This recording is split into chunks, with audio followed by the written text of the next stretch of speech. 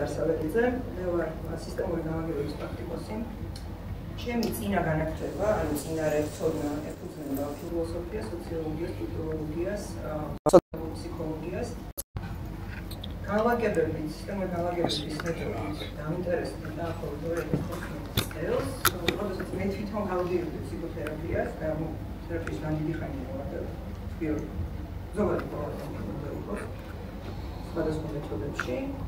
მაშინ შემოვიდა ჩემს ცხოვრებაში ეს on and off cold stream-ის დაინტერესებული.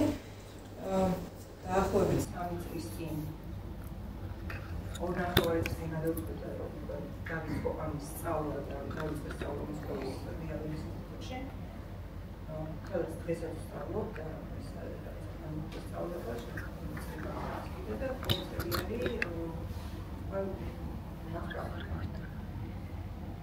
დიდი მადლობა იმისთვის, რომ ეს და დავიწყე კონტინუს მე იმედი დაწინებული ვარ, რომ ზემოდელი შეფერდიდან თავს თავზე დარჩება. ეს საიტი რაღაცა გააზრება. ველს აქვს ესეთი თვისება, რომ რაღაცა არის დაფარული გამოვაყენოს და დავიწყოთ. იმისათვის, რომ ურამის ინტერესი დეკლარირებად მეცნიერულ ჩარჩოში ვლაპარაკობთ ამაზე. რამდენიმე მეცნიერების განსაზღვრა მოიწევს და ერთ-ერთი მათგანი ეს არის გვერი, ხო? მაგრამ სანამ გადავალთ, ცოტა ვილაპარაკოთ იმაზე, როგორ გაჩნდა ეს მეთოდი და რა წინა ისტორია უწევთ ამას. ეს მეთოდი შეიმუშავა ბერტ ჰელინგერმა, რომელიც იყო გერმანელი პასტორი, ისტორია კათოლიკოსი. ზულუს ტომთან ინტერაქციის შემდეგ მან დაინახა, რომ იქ იყო ესეთი კომუნალური პრაქტიკა, სადაც ყველა იკრიბებოდა და ტომის რომელიღაცა წევრს თუ ქონდა რაღაცა პრობლემა, ამ პრობლემის სათავეს ეძებდნენ მის წინაპრებში და ამ წინაპრებთან მნიშვნელობა არ ქონდა ცოცხლები იყვნენ თუ აღარ იყვნენ ცოცხლები, შედიოდნენ კომუნიკაციაში, მოკლედ ესე ლაგდებოდა. გარდა ეს არის ერთ-ერთი ლეგენდა, საიდან წამოვიდა ეს, შემდეგ მან ეს შეერწყა ფსიქოთერაპიულ მეთოდებთან, გარდა იმისა, რომ იყო მღვდელი, ასევე იყო ფსიქოანალიტიკოსი.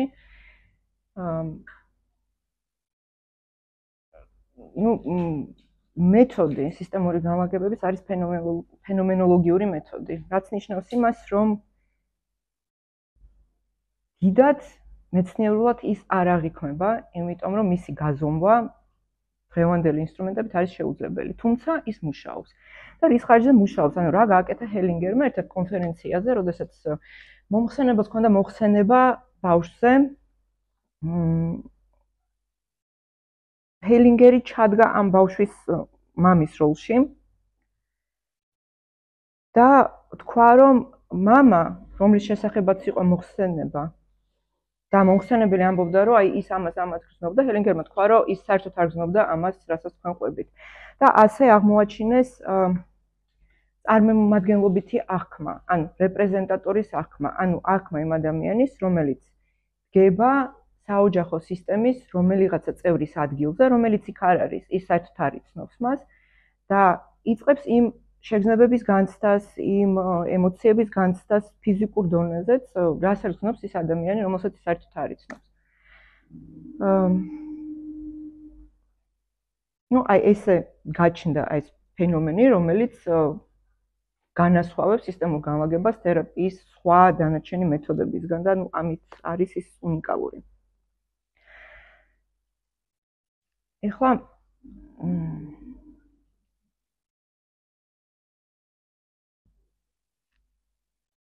ცოტა ვილაპარაკოთ იმაზე, რატომ არის სისტემური ხედვა, სისტემური განლაგების პარადიგმიდან ხედვა მნიშვნელოვანი ჩვენს ცხოვრებაში და რას გვაძლევს პრაქტიკულად მისი გამოყენება. ბერტ ჰელინგერმა გარდა იმისა, რომ აღმოაჩინა ეს წარმომადგენლობითი აღქმის ფენომენი, მან ასევე შემოიტანა ტოტალური მიმღებლობის ცნება. ანუ მან თქვა, რომ რაც კი ადამიანის საოჯახო სისტემაში მომხდარა, ამ ყველაფერს უნდა დაეთანხმო და მიიღო. რამდენად მძიმე თუ უარყოფითი თუ ნეგატიურად დატვირთული არ უნდა ყოფილიყო ეს ისტორია. ანუ ყველაფერი უნდა მიიღო იმისთვის, რომ ყველაფერი დადგეს თავის ადგილზე.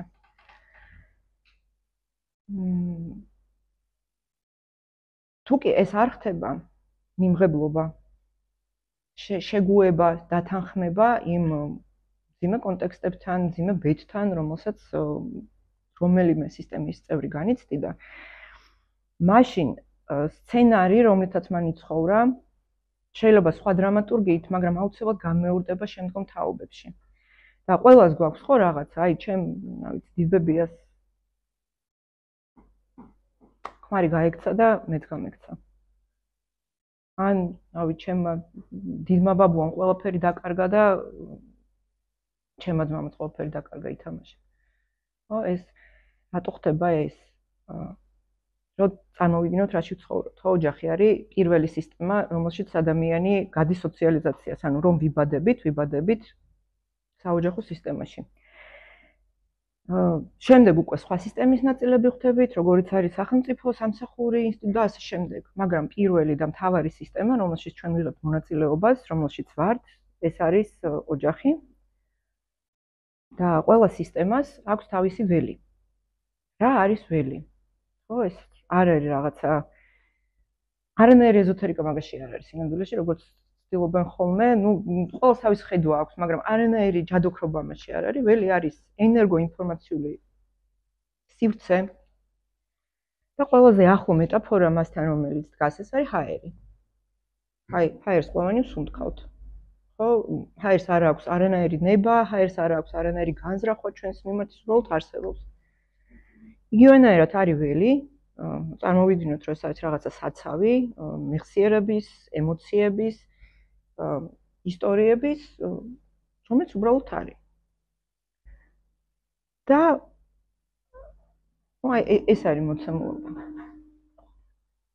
სხვადასხვა ქვეყნები არიან სხვადასხვა ველში, სხვადასხვა მაგალითად, აი რატომ გადავწყვეტე მე მაგალითად, რომ მესწავლა მოსკოვში, მოსკოვის ინსტიტუტში და არა რომელიმე ევროპულ ინსტიტუტში. პირველი ის იყო, რომ ძალიან მაგარი სკოლა არის, მეორე ის იყო, რომ მე მაინც ვფიქრობ, რომ ეს ქართული კონტექსტი ხო? ჩემი დისერტაციის თემა იყო, რატომ რეზონირებს შეთქმულების თეორიები, რომელიც შემოდის რუსეთიდან ქართველებთან. როცა იდეაში არაფერში არ ახარ. და საბოლოო ჯამში მივედი იქამდე, რომ არსებობს რეზონანსის კანონი და ამ რეზონანსით ჩვენ უერთდებით სხვებს, ვინც იგივეს განიცდიან. ამ შემთხვევაში ეს არის რაღაცა საერთო ველი, სადაც ტრავმები, სადაც საშინელი ისტორიები, რომელიც აი ამ ველში ყველას აქვს განცდილი, არ არის ბოლომდე გადამუშავებული რა. ანუ ველი ყოველთვის გაძლევს რაღაცას გადასამუშავებლად, გადამუშავებ რაღაცა ნაწილს, კიდე რაღაცა შემოგთავაზებს და ასე შემდეგ. რეზონანსთანაც მივალთ.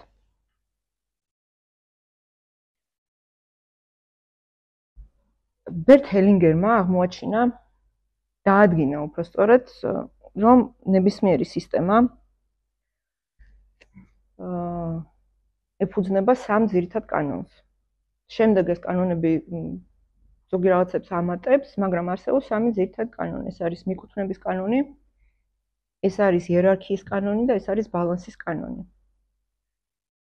და ყველა პრობლემა, რომელიც ადამიანის ცხოვრებაში ჩნდება, ოჯახის გვარის დონეზე ჩნდება პრობლემა, ეს ნიშნავს იმას, რომ ამ სამიდან რომელიმე ან ყველა ან ორი კანონი არის დარღვეული ამა თუ იმ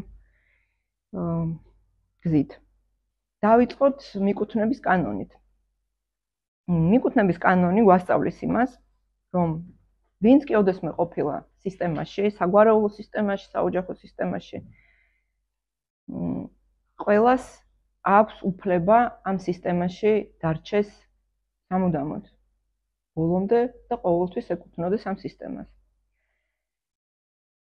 იმის და მიუხედავად, როგორი დამოკიდებულება აქვთ ამ სისტემის წევრებს ამ კონკრეტული ადამიანის მიმართ. იქნება ეს ვინმე ბაბუა, რომელმაც გააკოტრა მთელი გვარი, თუ იქნება ეს ვიღაცა ტიპი, რომლის გახსენებაც არავის არ უნდათ, აი ზულს მთელ ოჯახს, ან რომელიმე საოჯახო შტო, რომელთანაც ურთიერთობა არ აქვს რაღაცა მიზეზით.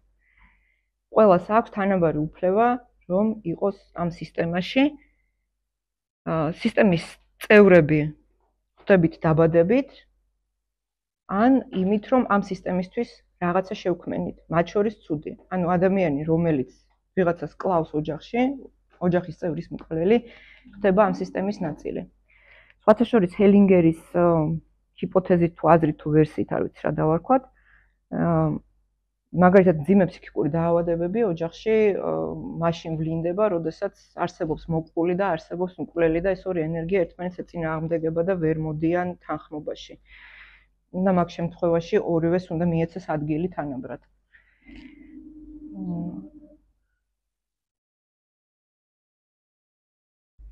თუკი აი მიკუთვნება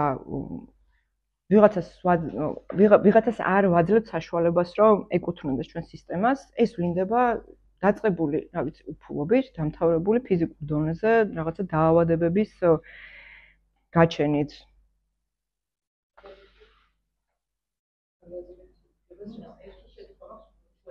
მიდიაბა.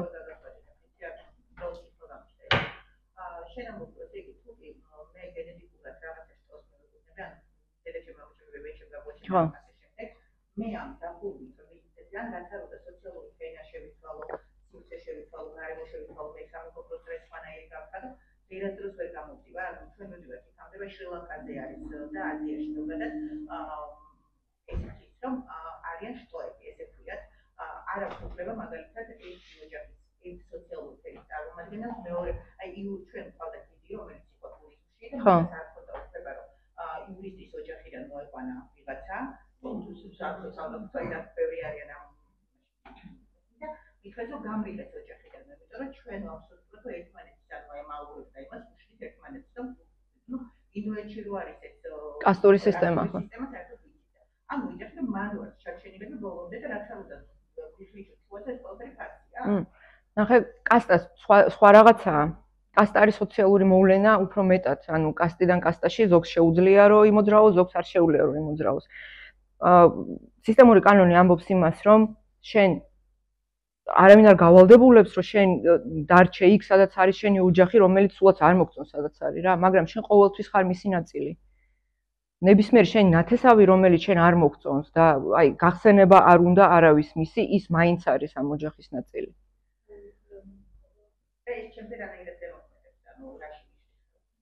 რა, რო არ იყო ამის ნაწილი? აი, რაში გიშლის, ნახე, თქვათ ვიღაცა გარიყეს ოჯახიდან. ის ემოციები, დამოკიდებულებები, რომელიც ამ ადამიანის მიმართ იყო და ამ ადამიანს ჰქონდა ამ პროცესში, ხო? აუცილებლად გამოჩნდება ვინმე შთამომავალი, იქნება შვილიშვილი თუ შვილი თუ შვილთა შვილი. სადაც, რა ვიცი, მეშვიდე თაობაში, რომელიც ამ ადამიანის ბედს აუცილებლად გაიმეორებს. იმიტომ რომ ველში ეს ყველაფერი არ იკარგება რა, ანუ ამის სცენარი რჩება და იქნება ძალს თავისი სისტემა აქვს და ამაზე უკვე იერარქიის კანონზე რო გადავალთ, ბიძაშვილი და იდაშვილი როცა არიან შენი სისხლით ნათესავები კი, ანუ შენი საოჯახო სისტემაში ვინც არის შემავალი კი, ისინი არიან. ვინც არის შემოსული? უცებ უპასუხებ.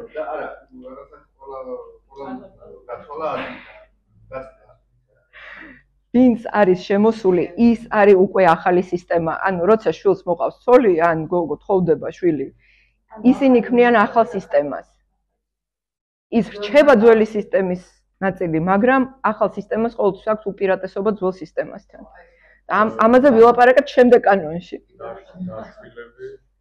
ნაშვილები ორივე სისტემის მატარებელია, როგორც თავისი ბიოლოგიური მშობლების, იმიტომ რომ გენეტიკურად არის და სისხლით ამ სისტემის მატარებელი, სულ არ აქვს მნიშვნელობა იცის თუ არა ამ თავისი მშობლების შესახებ, რომლებიც არიან მისი ბიოლოგიურები, იმათ მემკვიდრეობასაც ატარებს.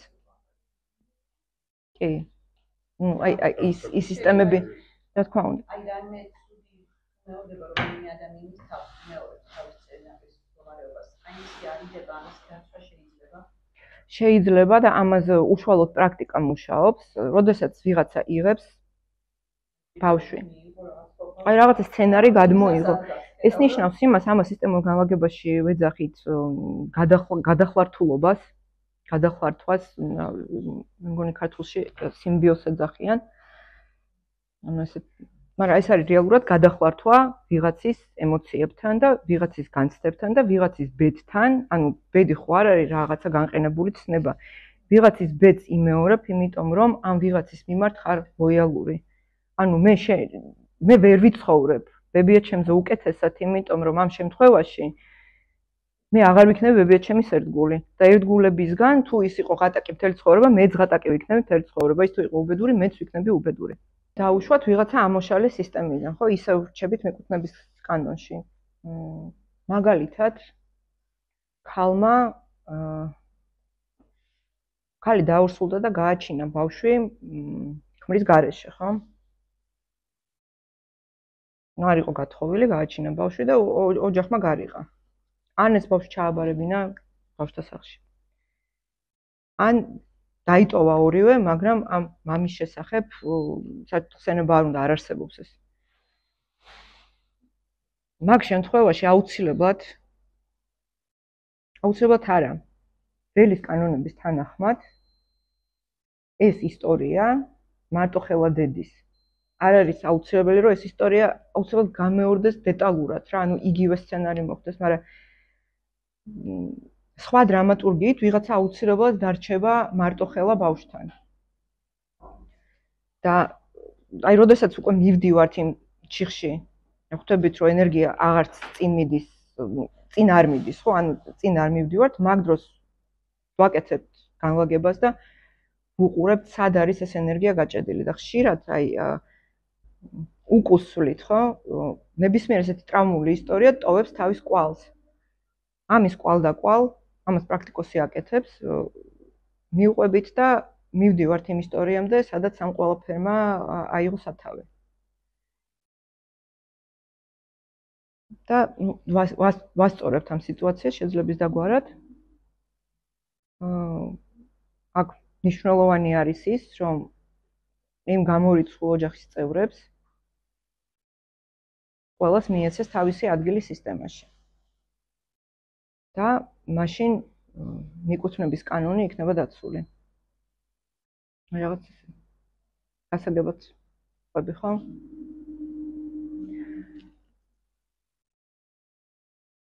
შემდეგი კანონი, რომელიც ჰელინგერმა შეიმუშავა, ეს არის იერარქიის კანონი. და ეს კანონი ძალიან ხშირად ირღვევა.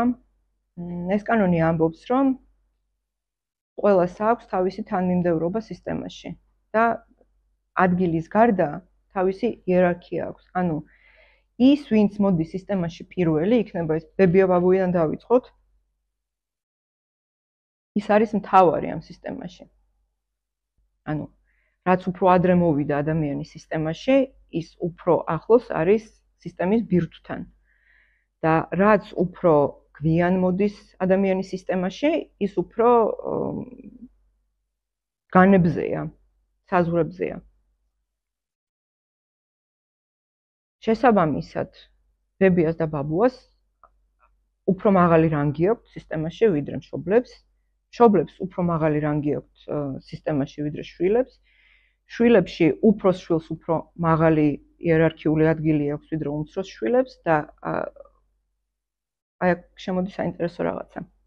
ვინც ბოლოს შემოდის სისტემაში, რადგან ის არის საზღვართან უფრო ახლოს, ყველაზე მეტი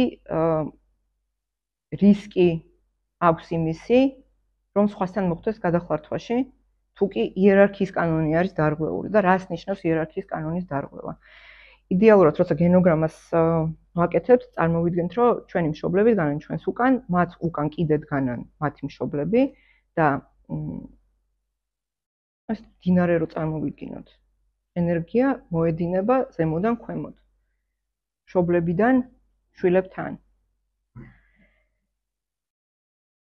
იერარქია შეიძლება დაირღვეს იმ შემთხვევაში,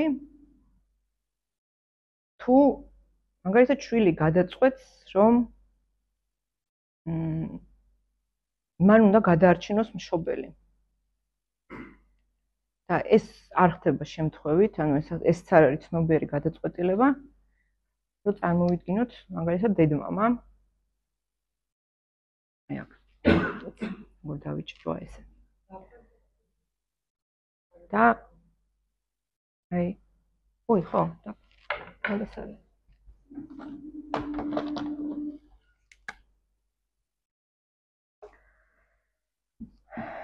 ეს мама, ეს დედა, ეს დაუშვათ შვილი.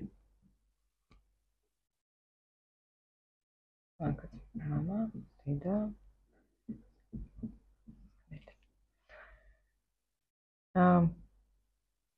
თუკი ამათ შორის ხო, მე ეს შვილი სანამ პატარა არის, აქ არის, მე ის უკვე მიდის წინ, თვითონაც ხდება დიდი და თავის ავტონომიურ სისტემას ქმნის. მაგრამ თუ აი ამათ შორის, დედმამას შორის არის რაღაცა სიმძიმე. რამე კონფლიქტი, რაღაცა რაც ვერ გაიყვეს, ან საკუთრების ძალიან ხშირად ხდება ეგეთი რაღაცა, რომ შერიგების ბავშვებსაც ეძახიან რა, ნაჩქურები არიან და მოდი აი აქ ნაპრალი გვაქვს და მოდი ამ ნაპრალში გავაჩინოთ შვილი. ეს შვილი აუცილებლად იქნება, ანუ წინასწარ დეტერმინირებული არის, წინასწარ განსაზღვრული არის, რომ ის არის აი ამათი თვირთის მატარებელი ბოლომდე, ანუ ამისთვის არის ამ სისტემაში მოვლენილი. იმის და მიხედვით, რომლის მიმართ იქნება უფრო ლოიალური, ანუ და ამას განსაზღვროს ხოლმე ის თუ ვინ უფრო ეცოდება, თქვა დედა იქნება ეს თუ მამა. ნელ-ნელა ეს გაიჩოჩება და ან მშობელი გახდება თავისი დედისთვის, ან მამისთვის, ან კიდევ უარესი ის გახდება პარტნიორი, მეუღლე თავისი მამისთვის ან დედისთვის და აი ეცდება რომ ეს ადგილი დაამკვიდროს. მისცეს ის სითბო, რომელსაც არ აძლევს ქმარი, მოუაროს ისე როგორც არულის ქმარი, აი ბიჭებში არის ხოლმე რა, გოგოებშიც არის ხოლმე. ხო, დედა თქვა ძალიან ცივია და ესეთ ყინულის დედოფალია და მოდი მე ვიქნები უკეთესი ცოლი მამაჩემისთვის, ვიდრე არის დედა, ეგ არ ნიშნავს. ხანდახან ნიშნავს, ანუ უკიდურესად შეიძლება მაქამდეც მივიდეს და ეგეთ რაღაცებს ვხედავთ.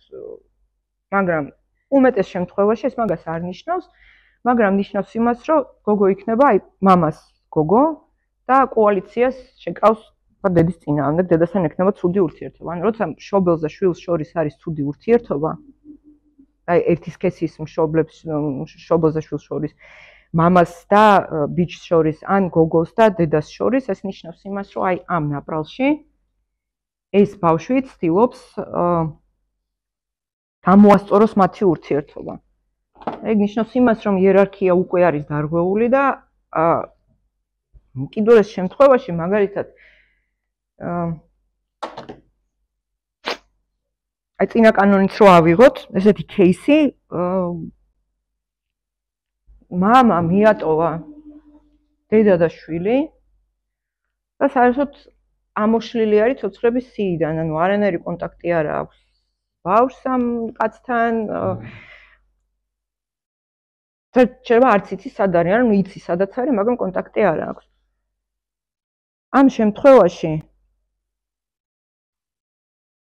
დამთავრდება იმით, რომ იცხოვრებს ამ დედასთან ერთად, მოულის ამ დედას, არ ექნება არანაირი პირადი ცხოვრება, არ ეყოლება თავისი ოჯახი, არ ეყოლება თავისი შვილები და რა ვიცი 42 წლის ასაკში დედა განუსაზღვრავს რა ჭამოს. ვის შეხვდეს, შეიძლება ვიღაცები ყავდეს, მაგრამ არასდროს არ მოეწონება დედას მისი არჩევანი, შეიძლება ბევრი ურთიერთობაც ჰქონდეს, მაგრამ ეს ურთიერთობა არასდროს არ გადავა იმაში, რომ მან ავტონომიურად თავისი შემდგომი სისტემა შექმნას. ყავდეს თავისი ცოლი, თავისი შვილები, თავისი ოჯახი. ანუ სულ იქნება ჩაკეტილი აი იმ ძველ სისტემაში, საიდანაც ეს მამა იქნა გაჩოჩილი და თვითონ ჩადგა მის ადგილზე. აი ეს არის ხო, ბიჭის შემთხვევაში და ნუ იგივენაირად გოგოს შემთხვევაშიც რა, რატო ვერ გამოხვა, აი პარასკევის საღამო არის, მივდივარ სად, მე ვერ წამოვალ, რატო ვერ წამოხვალ? აი, მამაჩემს მარტო ვერ დავტოვებ. აქ ნახე როგორი იერარქიული დარღვევა ხდება. პარტნიორები დგანენ ერთ ხაზზე. ქალი კაცი. ნუ მათ უკან კიდე თავისი მშობლები, კიდე თავისი მშობლები, მაგრამ აი პარტნიორულ ურთიერთობაში ამ ხაზზე ვართ. ხანდახან აი პრაქტიკულ სამუშაოში, ხო, გინდა როცა ფიგურებზე ვმუშაობთ, ან სათამაშოებზე, არ წარმომიდგენთ ჩემი სათამაშოები, ან ვთქვათ ჯგუფში და ცოცხალ რეპრეზენტატორებთან რომ მუშაობთ, როგორ გამოიყურება ეს. ან მამა შეიძლება იყოს სადღაც პერიფერიაზე, აქეთ იდგეს და დედა იდგეს თავის შვილთან ერთად. შვილები უნდა იდგნენ წინ. მაგრამ აი შეიძლება ეს ყავდეს გვერდზე და პარტნიორი იყოს სადღაც რა ესეც არის ინდიკატორი იმისი რომ ამ სისტემაში იერარქია არის ძალიან დარღვეული და ეს არის აი იშვიათი არის რომ ვინმესთან ასე არ იყოს ანუ ნორმაა რომ თუ ამაზე არ ზუსტ არ გიმუშავია შენთანაც ასე თუ ისე იქნება დარღვეული იმიტომ რომ აი ეს ნაკადი ხო ესეთი მწყობრა დაწყობილი ნუ იშვიათად რომ ვინმესთან იყოს რა აი ეს ხდება ხშირად. და ნუ აი ამ დარღვევას, როგორც უკვე ვთქვი, მივყავართ იქამდე, რომ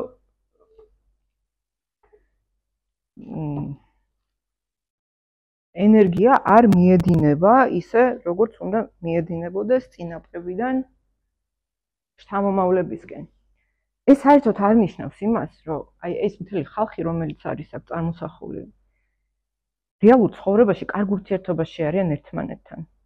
სულაც არ ნიშნავს ამას, რომ რაღაცა ის რა ქვია, ეღოველების სამოთხე რო წარმოვიდგინოთ რა, არა, ანუ კონფლიქტური სიტუაცია შეიძლება იყოს და შეიძლება ისიც მოხდეს, რომ იერარქიის გამოსწორებასთან ერთად, აი მარტივი მაგალითი кейსი დედას არ უყვარს ბებია.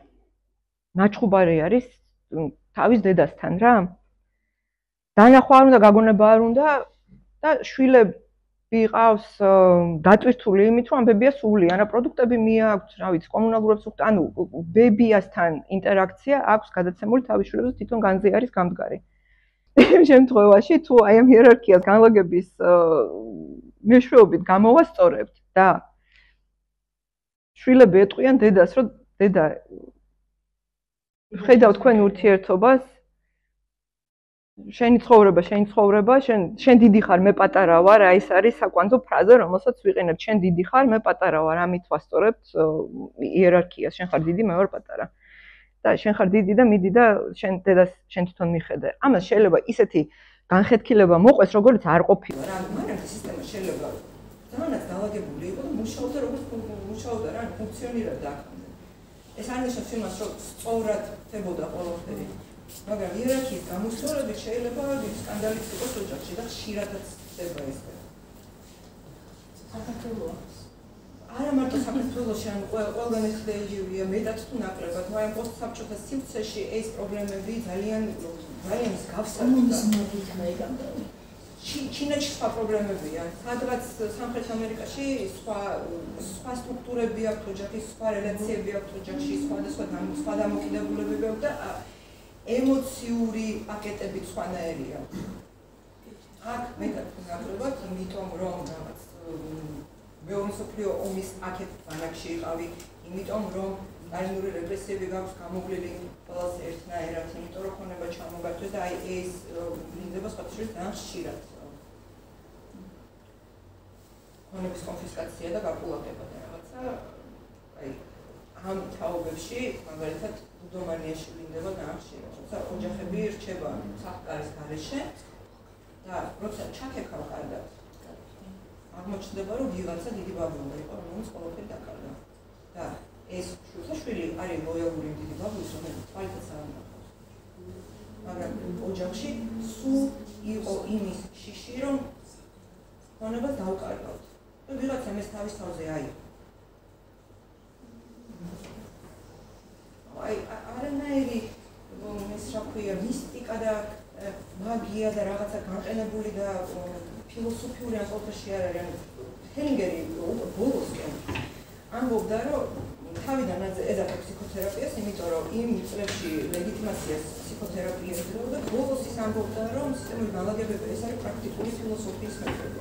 ანუ აი რამდენადაც ფილოსოფია შეიძლება პრაქტიკული იყოს ადამიანის სარგებლობის ყოველდღიურ ცხოვრებაში, იმდენად არის ეს მეთოდი პრაქტიკული ფილოსოფიის, ანუ ხო ფილოსოფია შეიძლება იყოს პრაქტიკული და აი ამ მომენტზე ეხმარებოდეს ადამიანს სისტემური ბლოკები მოხსნას. სისტემური ბლოკების მოხსნა და რა არის სისტემური ბლოკი? აი ესენია რეალურად სისტემური ბლოკები. გასაგებია ეს თემა. რამე ხო არ გამომრჩა. მიდით, გამოვშვით, სანამ შემდეგ ბლოგზე გადავალ. კი.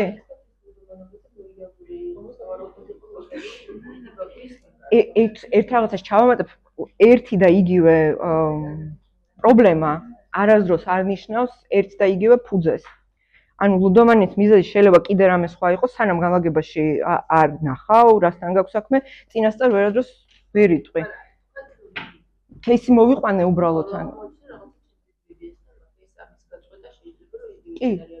რა თქმა უნდა, ანუ მთელი პრაქტიკული სამუშაო ამ გადახლართვასთან მუშაობთ.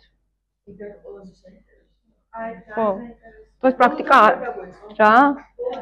არა, დღეს შევთანხმდით, რომ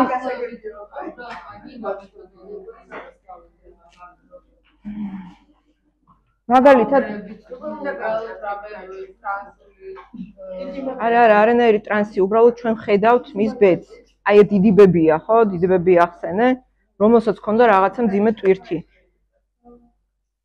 შენ თუ შენი რეპრეზენტატორი ეტყვით ამ დიდ ბებიას, ან მის რეპრეზენტატორს, ან ფიგურებზე ხდება, იქ როცა ფიგურებზე ხდება, ამ ყველაფერს გრძნობს თვითონ პრაქტიკოსი. ანუ უფრო მეტი დატვირთვა არის, როდესაც ადამიანებთან ხდება ჯგუფთან მუშაობა, უფრო მარტივი არის და უფრო ცოცხალია. ისეც და ასეც შეიძლება. და ეტყვი მაგალითად ამ დიდ ბებიას, რომ ხედავ როგორ იტანჯებოდი.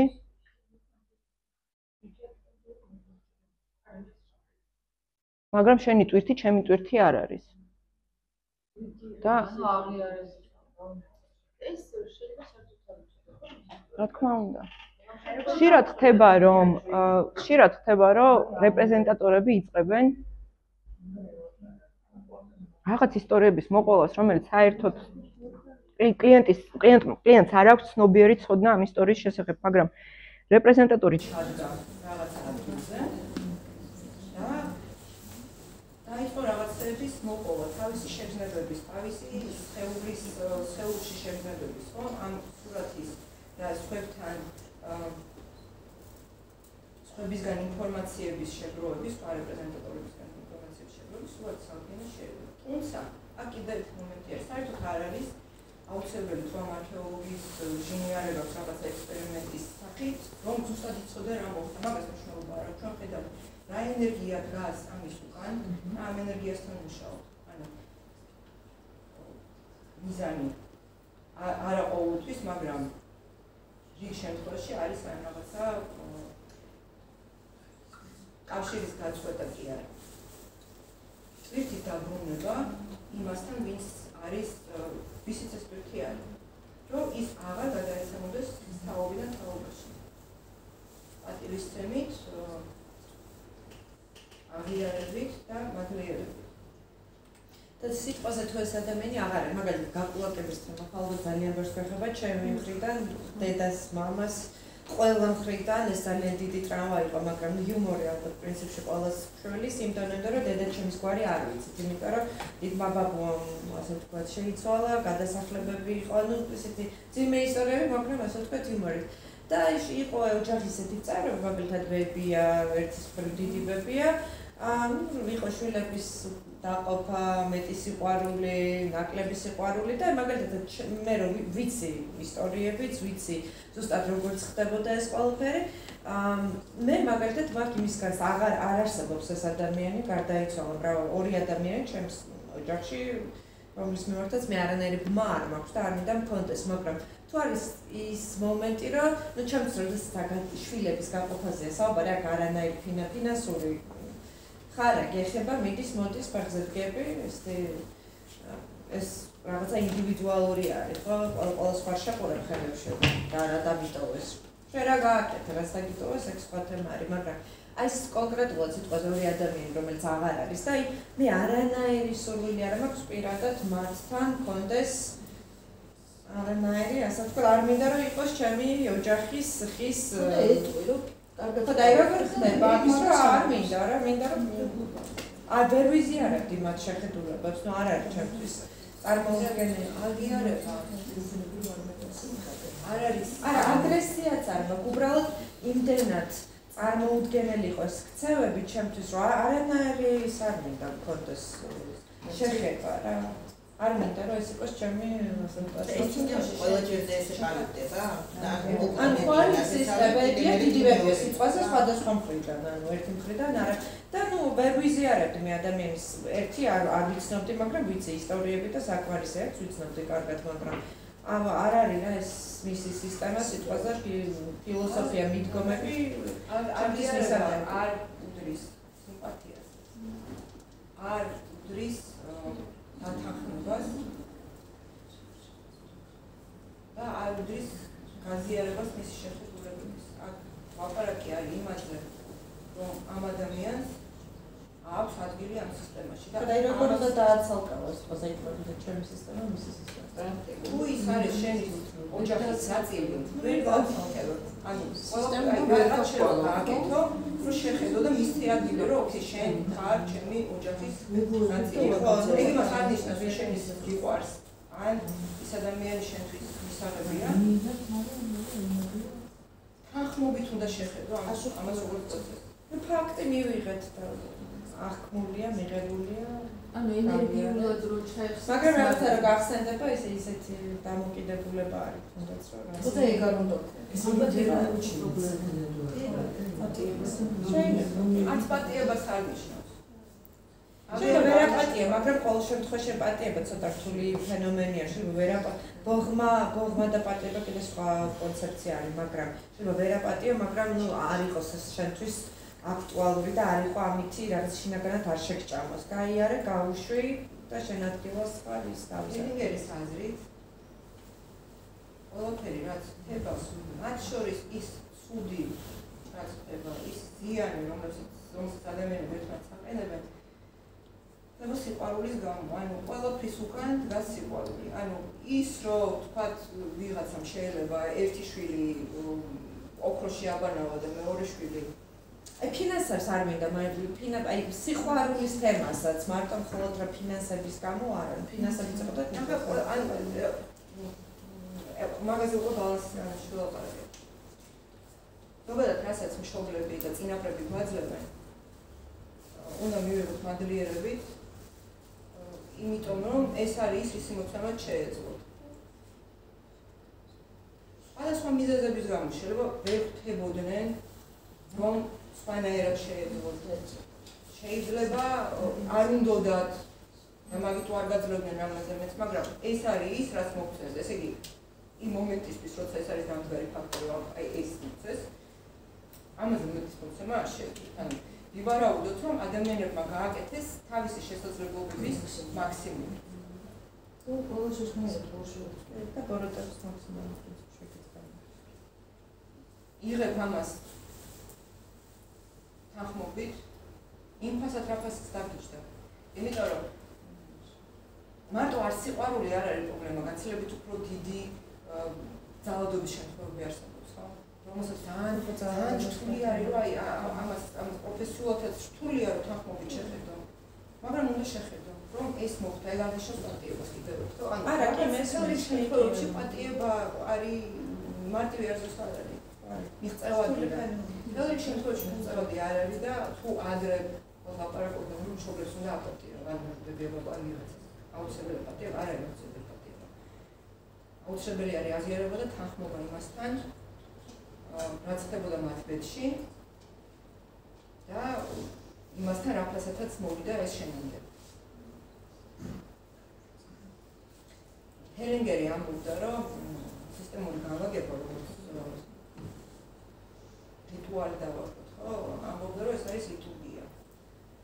და რომ პირველში ის რომ ამას ყველას უნდა შეხედო როგორც ლიტურგიას და ზუსტად ისეთივე პატივისცემით მიუღია იმას, რასაც ველი ავლენს. და ზუსტად იგივენაირი თანხმობით უნდა მიიღო ის, რასაც ველი მოავლენს. თუ ამ ყოველთვის უკან დგას სიყვარული და მისი განმარტებით ამ ყოველთვის უკან დგას მეთი. ვისაც ისიც ჯერება.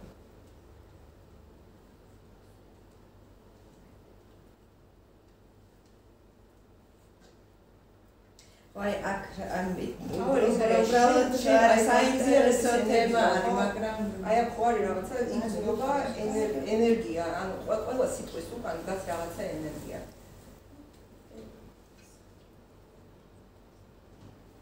პრაქტიკულად ცხოვრებისეულად აი შენ რა ცხოვრების რა ნაწილში შეიძლება გაზიანებდეს ის, რასაც გრძნობ. Ну, შეიძლება ის არ მინდათ რომ წაგართვათ ამას ვიტყვი და დავასრულებ ის მომენტი რომ აი ფედერაჩებს აქვს იმისი განცდა ყველა ვიცით ყველაფერი და ძალიან დიდ იუმორში ვუყურებთ ამ რაღაცას არასაიმორო ასე ვთქვათ სიტუაცია და ეჩებს აქვს იმის განცდა რომ აი იცი უნდა მაინც უნდა ისეთ ამ გიყვარდეს აპატიო ხო ეს ყველაფერი საშინელება ვალდებულების და ვეუბნები რომ არ მიყვარს არ ვარ მასზე გაბრაზებული და არ მინდა საერთოდ ჩემი ცხოვრების ნაწილი იყოს გავუშვი არ მაქვს მე ბოღმა ასოციაცია არ მინდა რა მქონდეს და ჩემს აი ისე არ მაინც რაღაცა ჩვენ უნდა ვიყოთ ლობიები და ნუ აი სულ ვეუბნები ხოლმე უხსნი რომ მე ხარ გემნები შენ ბოროტი იყო მაგრამ მოდი იმას მომთხოვ რა მე ეს ადამიანი ცოცხალი არის არ არის ერთ მობიერება და შეცოდება სხვათა შორის ეს ერთი არის დიდიბებია მეორეა მოპარებოდი შეცოდება და რითი შეიძლება იერარქია დავარღვიოთ რომ მობიერება სენერგოში გამოსება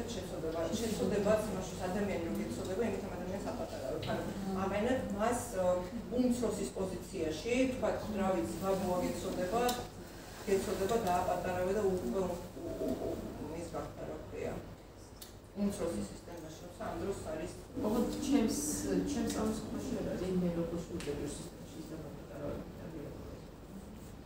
რა თქმა უნდა ეს ყოველთვის ჩვენს შიგნით ხდება ანუ ჩვენ ხომ მუშაობთ საკუთარ თავზე ჩვენ ვერ გავაკეთებთ განლაგებას სხვა ადამიანებზე რომ აი ჩემი შვილს სამსახური არ აქვს უკვე 5 წელია და მოდი განლაგება გავუკეთოთ რომ ნახოთ რა ხდება ეგრე ეს არ მუშაობს ანუ შენ შეიძლება მოითხოვო სისტემური განლაგება როგორც კლიენტმა იმ კომპონენტში რა კომპონენტში გეხება ეს შენ და მუშაობ საკუთარ თავთან, ანუ საკუთარ მიმართებასთან, იმ სიტუაციასთან, რა თქმა უნდა, ყველაფერი ჩვენს თავში ხდება და ასევე ყველაფერი ხდება იმ გველში, რომელიც მოგვაქვს, როდესაც სამუშაო პროცესში შევდივართ და როდესაც იქნება ის, რაც ჩვენს გველში არის, ისიც ხდება. უპასუხეთ მეკითხვას. რაც შეეხება კიდე აი იმას, რომ არ მინდა იმასთან არაფერი საერთო მქონდეს. არის დოგმა არ მაქვს, მაგრამ არის სიყვარული არ მაქვს. ამაზე ჰემინგეი სავარაუდოდ იტყოდა, რომ ჩვენი გული უნდა იყოს გასული. ანუ აი მთელ ამ ნაკადებს იერარქიული იქნება, აი ბალანსზე გადავარჯე არქიმოპარკია. თუ მეკუთვნებას თუ ისთვისაც ვასწორებთ არის იმისთვის, რომ შენი იყო ღია გული. და შენი გული იყოს ღია იმისთვის, რომ რაღაცა მიიღოს. იმიტომ რომ როდესაც იკეთები, რა უნდა იყოს იმასთან, ხო, რაღაცა ნაკადებისგან იბლოკავს საკუთარ თავს. რაღაცები შენამდე აღარ მოდის. ამას იმისთვის კი არ აკეთებ, რომ ის იყოს რაღაც ნაკადები, რაღაცა საკუთარ თავს აკეთებ და საკუთარი შვილებისთვის აკეთებ. ისევ და ისევ ეს არნიშნავს იმას, რომ რეალურ ცხოვრებაში ეს ყოფილი აისახება როგორც დაალაგებული და კარგი ურთიერთობა ყოველთვის. შეიძლება პირიქით მაგრამ ჩვენ ვმუშაობთ იმაზე, რომ კლიენტმა თავი იქნას კარგად. იმაზე უკეთესად ვიგრძნობ ფიდროსო.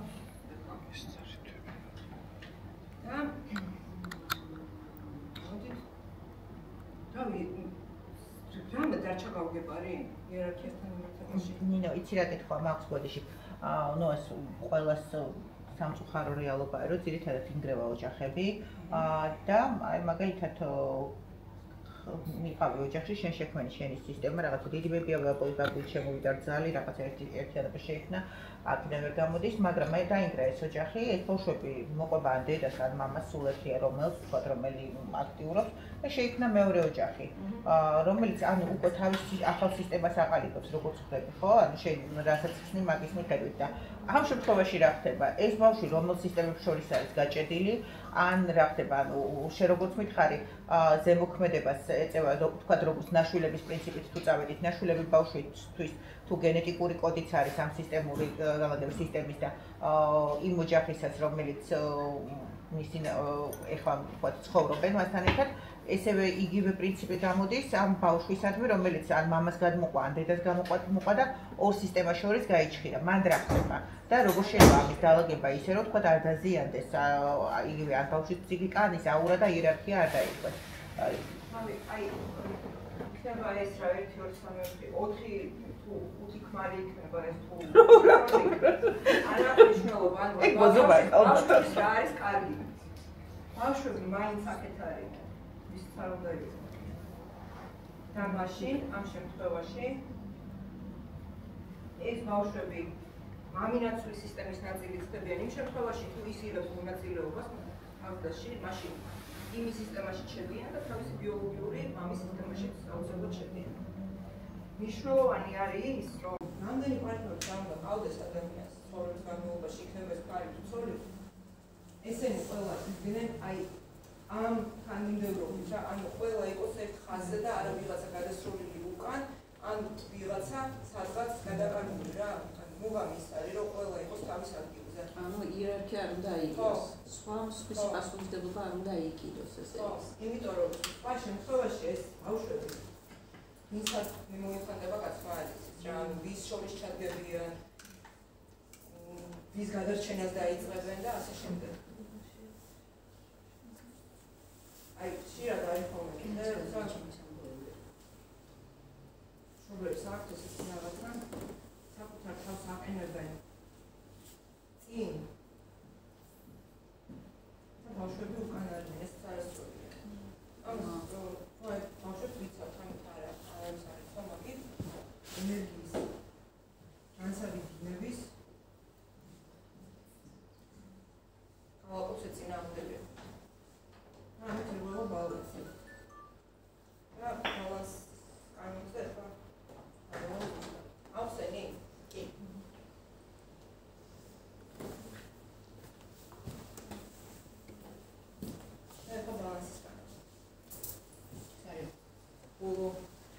პირველი გაიმეორე საფრთხეს უცნება.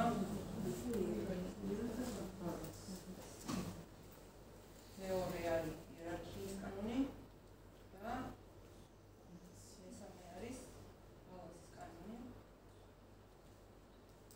რომელიც ამბობს, რომ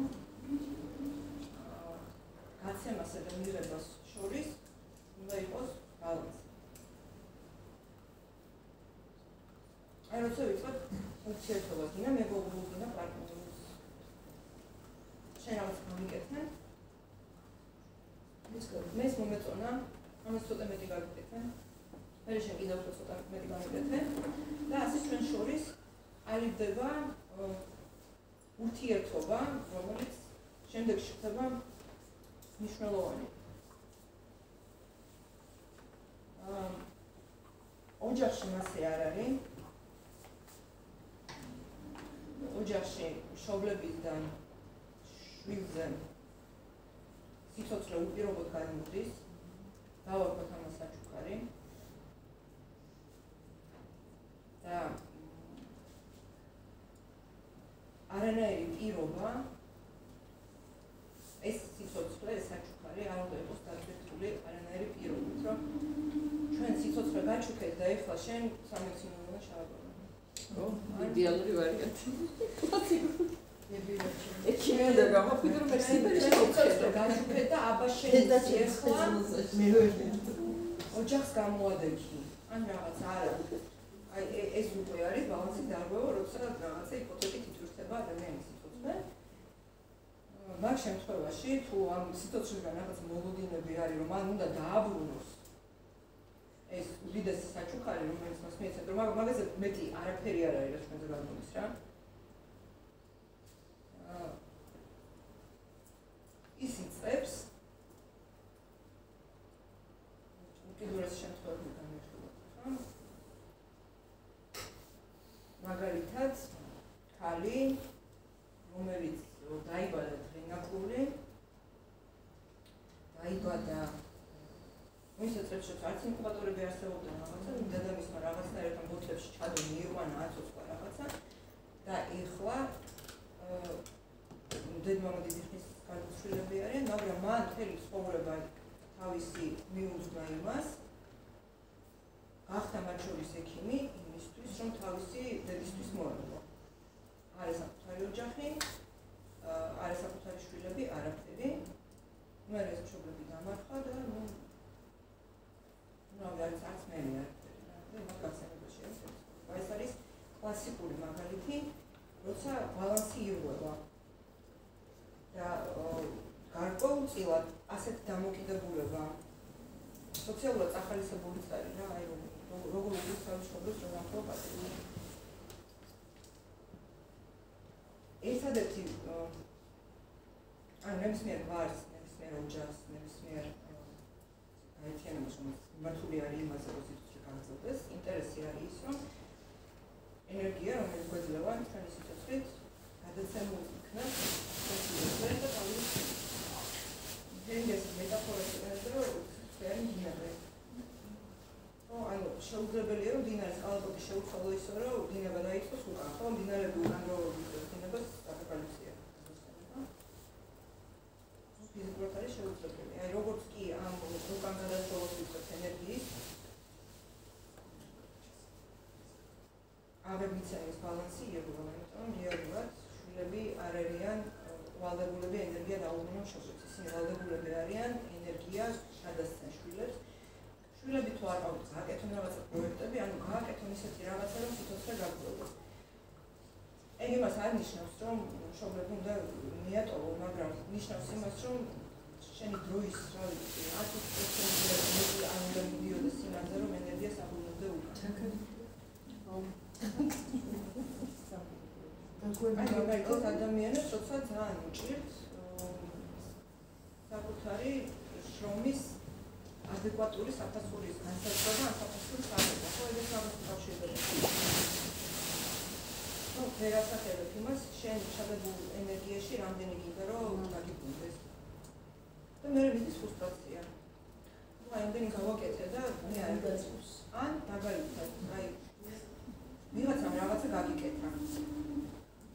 გაჩუქა რაღაცა კურსი, ან რაღაცა ფსიქოთერაპიის კურსი გაჩუქა, რაღაცა გაჩუქა და ეს საჩუux იყო, ну, აი, ხო, გონია ყველას აბსოლუტურად ეს შემთხვევა, რომ ვიღაცას რაღაცა უჩუქებია და ეს საჩუქარი იყო იმდენად დიდი, მაგრამ უხერხულად იგზენით თავი და ეგ მოგინდა, რომ ეხლა მე ამ ადამიანს რა გავუკეთო, იმიტომ რომ უხერხულია ახლა საჩუქრის მეთოდა. და ეგ ნიშნავს იმას, რომ ეს ენერგია, რომელიც მიიღე რეალურად ძალიან დიდია და არ იცის რაც აიღო. როცა არ იცის ეს ენერგია რაც აიღო.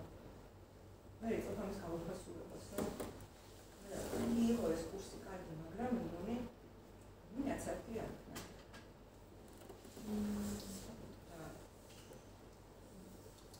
იგივენაირად მე ადამიანი, რომელიც ისე ვალდებული არის, რომ დააბრუნოს ის საფასური, რომელიც ის სიცოცხლე დაждდა, საკუთარი სიცოცხლის გაუფასურებასაც იწყებს. რაც შეიძლება გამოვლინდეს მონიტორში, სკიან, მაშინ რა ქვია, ცელაში, რა ვიცი, ამ სტრატეგიულ კადრებში, ხო? იმენად დიდი არის ეს საჩუქარი, რომ ვერ მოკლავდები. მაშინ როცა გონია, რომ ამის დასაბალანსებლად რაღაცა უნდა გაუკეთო შენ წინასწარ. მოკლედ თუ გვინდა რომ ბავშვები იყვნენ ჯანსაღი ენერგიის მატარებლები, უნდა ვიღონოთ ყველაფერი იმისთვის, რომ მათი სიცოცხლე არ იყოს არანაირი ვალდებულებით და პირობებით დატვირთული. კარგად ისწავლე როდესაც? კარგად ისწავლე. კარგად ისწავლე მე აღარ დარჩენ იქ ისე. კარგად ისწავლე მე არ დარჩენ რა? კარგად ისწავლე მე არ დარჩენ. კარგად ისწავლე მე არ დარჩენ. მე არ დარჩენ მაშინ. ეგეც შეიძლება შეგვიძლია შევფუთოთ როგორც ისე. რაღაცა ულტიმატუმს რო უყენებ და ექიმი თუ არ გამოგვედი, ანუ ეს რა ულტიმატუმი არ არის აუცილებელი რომ იქნას დაყენებული რა, ამას გზნობს ადამიანი. აი, ამდენი რაღაცა გამიკეთა. დედიკო. ხო, მე რიანი გამოგეძო, როდესაც შეიძლება რომ ეს პრობლემაში გავიდე. არა, ნუ არა. არა, ეს რაღაცა დავწერე. წინ მეთოდი. ეგეთებიც არიან ალბათ, მაგრამ თუ დავიცი. ამიტომ კი ვსწავლობია. ძალიან ბევრია. მე ჩემს ისეთი რომ მე შეგულებაში არ ყავ, მე ძალიან ახლო ურთიერთობა აქვს დედასთან და მამასთან. Ну, ჩემი სიტუაცია სხვა 20 წელი სხვა ქვეყანაში ცხოვრობდა, ну, და ჩემს მუდმივ კონტაქტზე ვარ, მოდივარ და ერთი შვილი ვარ და მართლა აი ყველა მეგობრებიც ვარ, ჭუბობ, ვიცით ყველაფერი, მაგრამ აი ჩემ როგორც ვიძახი, ჩემ შვილები ხართ თქო, იმიტომ რომ რაღაც ეჩვენჩემ ცოტა ისეთი სიცები არიან რა. ეკიბები არიან, მაგრამ აი რაღაც სხვანაირად ხედავენ მოკლედ. მე ცოტა რეალისტი ტიპი ვარ და ხშირად ხდება, მაგრამ იმას მიუხედავად იმისა, რომ არის ჩემზე დიდი პასუხისმგებლობა იმ სიყვარულის მაგათი არსებობის, იმიტომ რომ ხა ცოტა დისტანცია რო გაქვს, რაღაც დამნაშავად გრძნობ ხანდახან თავს, რომ ერთი შვილი ხარ და რაღაცა ესენი აქ არის. არაფერი მათ არ აკლიათ, მაგრამ მე ვერ ვიტყვი, რომ და ვერ წავალ, ვერ დავისვენებ, იმიტომ რომ სიტყვაზე ეგ დაიჩემს რა ხა ყოფილა ჯანმრთელობის მხრივ ხო სიტყვაზე ყველას გვაქვს პრობლემები, თუნდაც ჩემ მშობლებსაც, მაგრამ მოგვარებადი თემა არის, მაგრამ იმის განცდა რომ ხა მე რაღაცა განყენებულად მოვიხსნა ეს ყველაფერი და იმიტომ რომ ხო ეს ჩემსიფრული ბანანები იერარქიის კანონის თანახმად ხო შვილს არ აქვს უფლება ჩაერიოს მშობლების ცხოვრებაში, არ აქვს უფლება ჩაერიოს მშობლების გადაწყვეტილებაში და განჯაში შევიდეს ისინი რაც საკეთებენ სწორია თუ არა, სწორად ცხოვრობენ თუ არა. მშობელს რაღაცა ასაკამდე სრულწლოვანებამდე ხო, სრულწლოვანებაზე გადის თვარი აქვს ამ უფლება. თუს არა. თუ შენს მიმართ ატარებენ რაღაც ღონისძიებებს, პროტესტი ხომ უნდა გამოთქვა? აი მაგ როგორ გადაწყვეტილებებს იღებთ ფაქტს, მაგალითად გამოდი ექიმი. მეტი ისინი ჭიგავენ. მამა, ბებია, ბაბუა ყველა ექიმები იყო. პროტესტი ის არის, უნებრივი რეაქცია არის. ერთი ახალგაზრდა ისაც მეამბობდა. მოდი ერთი შენი ცხოვრებაა ეს, ანუ იმიტომ გახდე ექიმი, რომ ამას გავადებულებს შენი საერთო სისტემა, თუ ამის სურვილი არ აქვს, არ უნდა გახდეს. მაგრამ საქმე ის არის, რომ ეს გააზრება, რომ მე შეიძლება ექიმი კი არ გამოსულიყავი, ან გამოსულიყავი, ხათვარი დაახლოებით შეიძლება 50 წლისკენ მოვიდეს ისიც თუ ბევრი იმუშავა ადამიანმა საკუთარ თავზე. არა, არ მოვიდეს არა. სიტყვით თუ არ მოვიდეს რას ამ ადამიანზე ვერანდი შემდგარი თუ მას ეს არ აწუხებს, ხო, რაღაც სიტყვებს თუ არ სწორს, ნუ და შეიძლება შემდგარი იყოს, არა? შემდგარი წარმატებული. ეგ არნიშნავს იმას, რომ წარმატებული არ იქნება. ბედნიერია. ახლა ბედნიერი შეიძლება არ იყოს. თუ სულიად ბედნიერი შემდგარი ადამიანი, რომელიც ძალიან უპაყოფილია თავისი ცხოვრებით, რა ესაქმება მაგას ამ ყოველდღიში, ხო? რეალურად არაფერი. არეძინებს. ფსიქოთერაპიაში და სისტემურ განმაგებებშიც ინტერესის გარდა, ხო ინტერესის გარდა შეიძლება მოხვიდეთ და იყოს რეპრეზენტატორი, ანუ როგორ მუშაობს, მაგრამ როცა ხარ კლიენტი, ეს ნიშნავს იმას, რომ პრობლემა გააქვს. რაღაცის სფეროში აუცილებლად იქნება პრობლემა. და ესეც არ არის, რომ აი ეს მეთოდი არის სრულიად უზრუნებელი. ამ მეთოდის გამოყენება სისტემურმა განმაგებამ შეიძლება ძალიან სერიოზული ტექნოლოგიური ძვრები გამოიწვიოს ცხოვრებაში და რაღაცები ისე შეიცვალოს, რომ თუ ყველაფერი გაქვს ძალიან გავაგებულა და გაკმაყოფილებს ის, რაც გაქვს, მაშინ რა უნდა? აი რატომ უნდა მივიდე სპეციალისტთან? რას გავიგეთ და რას მივიდე? რატომ უნდა დავინტერესდე? რატომ მივიდე სისტემური განმაგების სპეციალისტთან? რა გზას გავდივარ ამ დროს? ფსიქოთერაპევტი ჭირდება, აი გამჭირდება, რომ როგორ მივიდე ინტერესი გამიშთა და რას მაძლევს, რას გავიგებ თერაპიის სწავლა? რა შეუძლია? შენ დაინახავ, რა ხდება შენს ველში, ხო? ყველა ჩვენგანის ველში არის რაღაცა უთხრელი ემოციები, რაღაცა დაფარული, რაც ყოველთვის ეძებს გზას, რომ გამოვლინდეს. და პროცესში ეს გამოვლინდება აუცილებლად. თუ არც სურვილი არ აქვს, არც საჭიროება არ აქვს, რატომ უნდა მეკითხო? ინტერესის გამოვლინდა. ოკეი. რამდენი ხანი ჭირდება? ინდივიდუალური იმის საათიდან საათს ნახევარი, ნუ მე ესე მუშაობ საათიდან საათამდე. არა, მთელი საგვარეულო ისტორიები, მაგრამ კონკრეტული ერთი რაღაცა. ეს აუცილებლად ჯგუფურია თუ ინდივიდუალური მუშაობა? ისეც და ესეც. ჯერ უფრო ნაკლები გონიჭება. შეიძლება მეტი. საშუალოდ არის საათი რომელიც ერთ ადამიანზე ერთ სეანსში ამოაჩენდა მიგნება ხდება ერთ სეანსში ამ პრობლემის რაც მიგნება არ ხდება ცნობიერად მიგნება ხდება სხეულით და ემოციებით და ხდება ეს აუცილებლად გზნობს შინაგანად იმ ამ გაცნობიერებას როგორ ხდება აი მე ვარ კლიენტი მე ვირჩევ ვიღაცას ვინც მინდა ჩავაყენო ჩემო შენ ადგილას არ ხარ?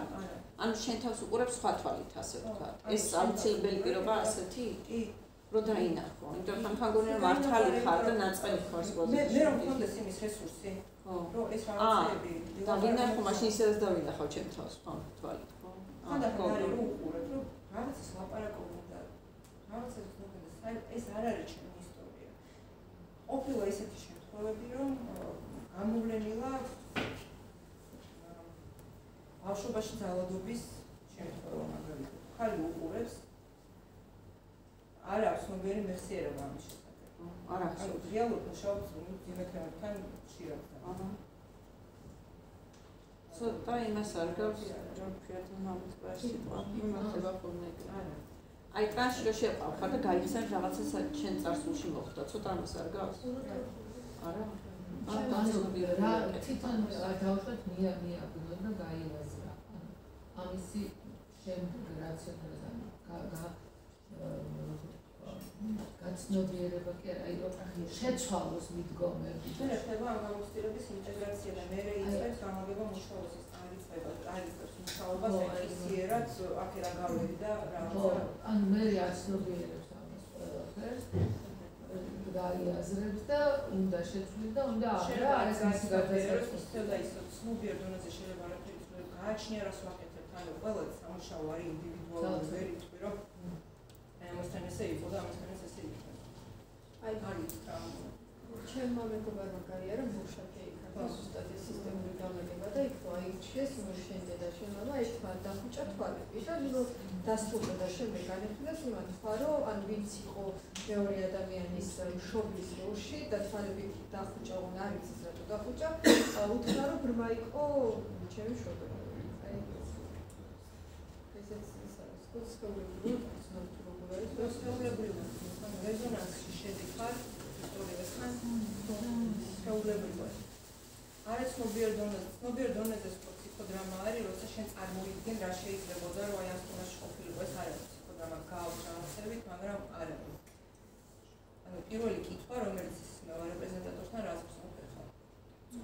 ჩვენ არ ვეკითხებით რას ფიქრობ. ვეკითხებით რას ხდება. ძალიან გავს ეს ამბავი ბერნის თეორიას, ბერნი ამას რაციონალურად ხსნის. რომ შენ გესმის ეს საოჯახო ამბებში. მუდმივად გესმის, რას ლაპარაკობენ სადილობისას ოჯახის წევრები, ან რა თქვეს თქვა ბებიაზე, თქვენ ვახსენეთ რაღაცა მახსენებ. ანუ რაციონალურად ხსნის, მაგრამ ეს ირაციონალური ნაწილი უკვე ჩემს გაუგებარი არის. აი ვიღაცა სხვა რას როგორ ხდება, თქვა ჩემს ოჯახში ას ლაპარაკობენ. აი ეს მომენტია ცოტა გაუგებარი ჩემს. დანარჩენი ანუ ერთ-ერთი ვიყვება ბერნის თეორიას. ხო, ანუ რაღაცა ემოციები არსებობს. თუნდაც ის როგორ ამოიოხრა ვიღაცამ, როცა ვიღაცა ახსენეს. და ეს გამიჩნდეს რა. და აი ნახე რა მომენტია, ეგ არის განსასაზღვრო. ხო. თუ მე ვიცი ინფორმაცია და მეორე მხარისგან წამოსული ეს ენერგია თუ რაც ქვია როგორც არის, ემოცია და ამბავი ემთხვევა იმ ცოდნას, რაც ჩემში არის. ეგ გასაგებია. მაგრამ თუ არ ვიცი და უბრალოდ ტიპი მეუბნება რომ აი რაღაცა გაითამაშეს და შენი წინაპარი იყო მკვლელი თქვა. აი ეს როგორ უნდა გავიგო ეხლა ეს იყო ეს თუ არის უნდა მივიღო და დავიჭირო. არ არის აუცილებელი ისე და ისე ფენომენოლოგიური მეთოდია რეგარნიშნავს იმას რომ ეს რაღაცა ისტორია რომელიც გამოვლინდა 100%-ით ეს არის დადასტურებული 7 თაობის უკან რა ხდებოდა. მაგრამ ენერგია ამ ისტორიის უკან არის აი ეს, რომ ვიღაცა მოკვდა ძალადობრივად. ესე იგი ამას ადგილი ჰქონდა. მაგრამ ეს ჩვენ არ ვუყურებთ ისტორიას, ჩვენ ვუყურებთ ენერგიას, რომელიც ამ ისტორიის უკან დგას. მაგრამ ეს ხო არ იწევს ტვინის დავირუსებას. შემოდის ინფორმაცია ჩემში, რომელიც მე არ ვიცი, მაგრამ თუ ვიჯერებ, რომ ეს ასე მოხდა, არის იმის ალბათობა, რომ ჩემი განწყობა შეიცვალა. შენი როგორც რეპრეზენტატორი, თუ შენი როგორც კლიენტი. აი ჩემი მე ვარ ახლა ადამიანი, აი ვიჩი ჯგუფში ვიღაც ორი ადამიანი უნდა გაითამაშოს რაღაც ხო ესე ხდება. და უცბად ერთ-ერთი მეორეს, ერთ-ერთი რაღაცა კლავს ერთი მეორეს. ქმარი ცოლს. მე ეს ინფორმაცია ჩემს ამ საოჯახო სისტემაში არ ვიცი არ გამიგია. და ამ შემთხვევაში შენ როგორც მენტორი მეუბნები რომ შენ სადაც წინაპართან ეს ამბავი მოხდა. მე ეს უნდა დავიჯერო ხო ესეა. თუმცა ჩემს ასე ვთქვათ საოჯახო ანამნეზში ესეთი რაღაც არ არსებობს. აი ამ დროს რა ხდება? მიზანი არ არის რომ რაღაცა ისტორია გამოვლინდეს და ეს ისტორიები დავიჯეროთ. მიზანი არის ის რომ ბალანსი ავადგინოთ, იერარქია ავადგინოთ და ავადგინოთ. ანუ გაცნობიერებას მნიშვნელობა არა, უბრალოდ იქ რაღაცა გათამაშდა და ბალანსი თავისი დგება. ანუ სიმართლეს რო გაიგებ მე თავს რა ანუ პირველი კანონიც ეგრე. ლოიალური არა, აქ ეს ძალიან პრინციპულად მნიშვნელოვანი საკითხია. ნახე როგორ რაღაცა მე ხარ მე რომელსაც ეს რაღაცა არ მჯერა პირობითი თქვა, ხო? თუ თავისი ავტომატურად რაღაცები ბალანსდება, ეს უკვე აბსოლუტურად ცვლის სურათს. ან მონაწილეობის პრინციპი ძალიან საინტერესოა, მაგრამ თუ ეს არ ცვლის, უბრალოდ მე უნდა დავიბინძურო ცნობიერება და უბრალოდ უნდა ხო, რაღაცა ისეთი ამბავი უნდა გავიგო, რაც არ ყოფილა, არ ვიცი რომ ყოფილა, მაგრამ უნდა დაიჩემატვინა ამ მიმართულებით უნდა დაიწყოს მუშაობა. ეს ემსგავსება ვარდისფერის სპილოს ისტორიას. ხო ის ვარდისფერის სპილოს. ბუდისტმა ბერმა რო უთხრა, ბუდისტი ბერია და თავის მოსწავლეებს ნება რომ მოკლედ შენაერი მინდა გავხდებოდე. ამან უთხრა რომ მოკლედ ის გახდები შენაერი, ოღონდ რომ წახვალ აქედან, გადახვალ ხიდზე, მარჯვნივ რო დაინახავ ლეგვის ხეს, არ იფიქრო ვარდისფერ სპილოზე. და ნუ მასმერეს ვარდისფერ სპილოზე ფიქრობდა ეს მოსწავლე. ანუ ეს ვარდისფერის სპილო რო არ მოხდეს, მაგას ვამბობ რა. თუ თავის ბალანსდება, რასაც ამბობ, ეს უკვე აბსოლუტურად სხვა სურათს. ან მაგ შემთხვევაში მონაწილეობა ძალიან საინტერესო ხდება ამ პროცესში. მონაწილეობა რეპრეზენტატორისთვისაც საინტერესოა, იმიტომ რომ შეიძლება შენ არ დადგე კლიენტად, მაგრამ კლიენტის ისტორია იმდენად არეზონირდეს შენთან, რომ შენი რაღაცა საველე სიტუაციებით მოგვარდეს ამასობაში, ან თქვათ აი შეიძლება არ იყო კლიენტი, მაგრამ დაიწყო იმით, რომ უყურო სიტუაციას. ან უბრალოდ კანზე იჯდა და უყურო და არც ჩაერთო არანაირად რა. რაც შეეხება ვარდისფერ სპილოს ატრიბუცია არ არის აუცილებელი. ანუ საერთოდ არ არის აუცილებელი, რომ ყველაფერს თავის სახელი გავარკვათ. ჩვენ არ ვიცით რეალურად ვიღაცა მოკლა და ეს ვიღაცა ვინ იყო. არ დგას მაგის საჭიროება. ხანდახან არის ხოლმე რომ აი ძალიან ცხადი სიტუაციები არის, რომელიც ემთხვევა რეალობას და ხანდახან არის რომ რაღაცა ენერგია ვლინდება. და კაი, კიდე ერთი კითხვა. რომ ვიღაცა მოკვდა და ეს ვიღაცა შეიძლება იყოს აღორძინებული ბავშვი.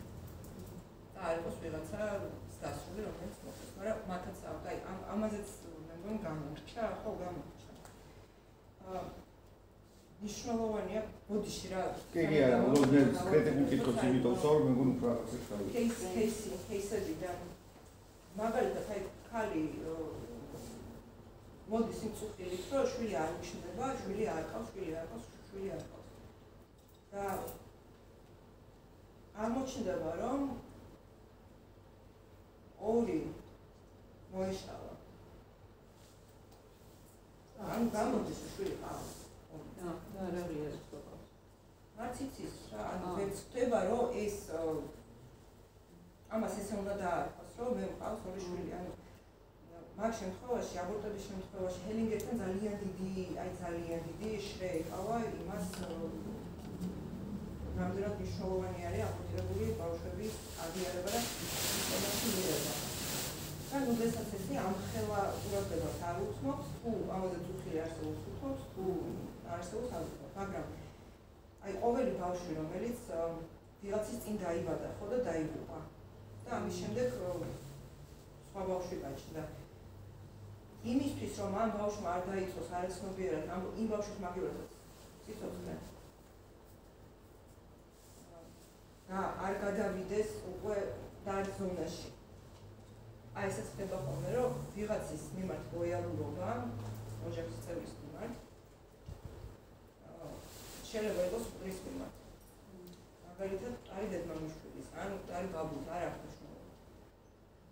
და მაშინ ადამიანი ვერ ახერხებს ცხოვრებას, იმიტომ რომ ის ვისი ლოიალურიც არის, სხვა ხელში არ არის.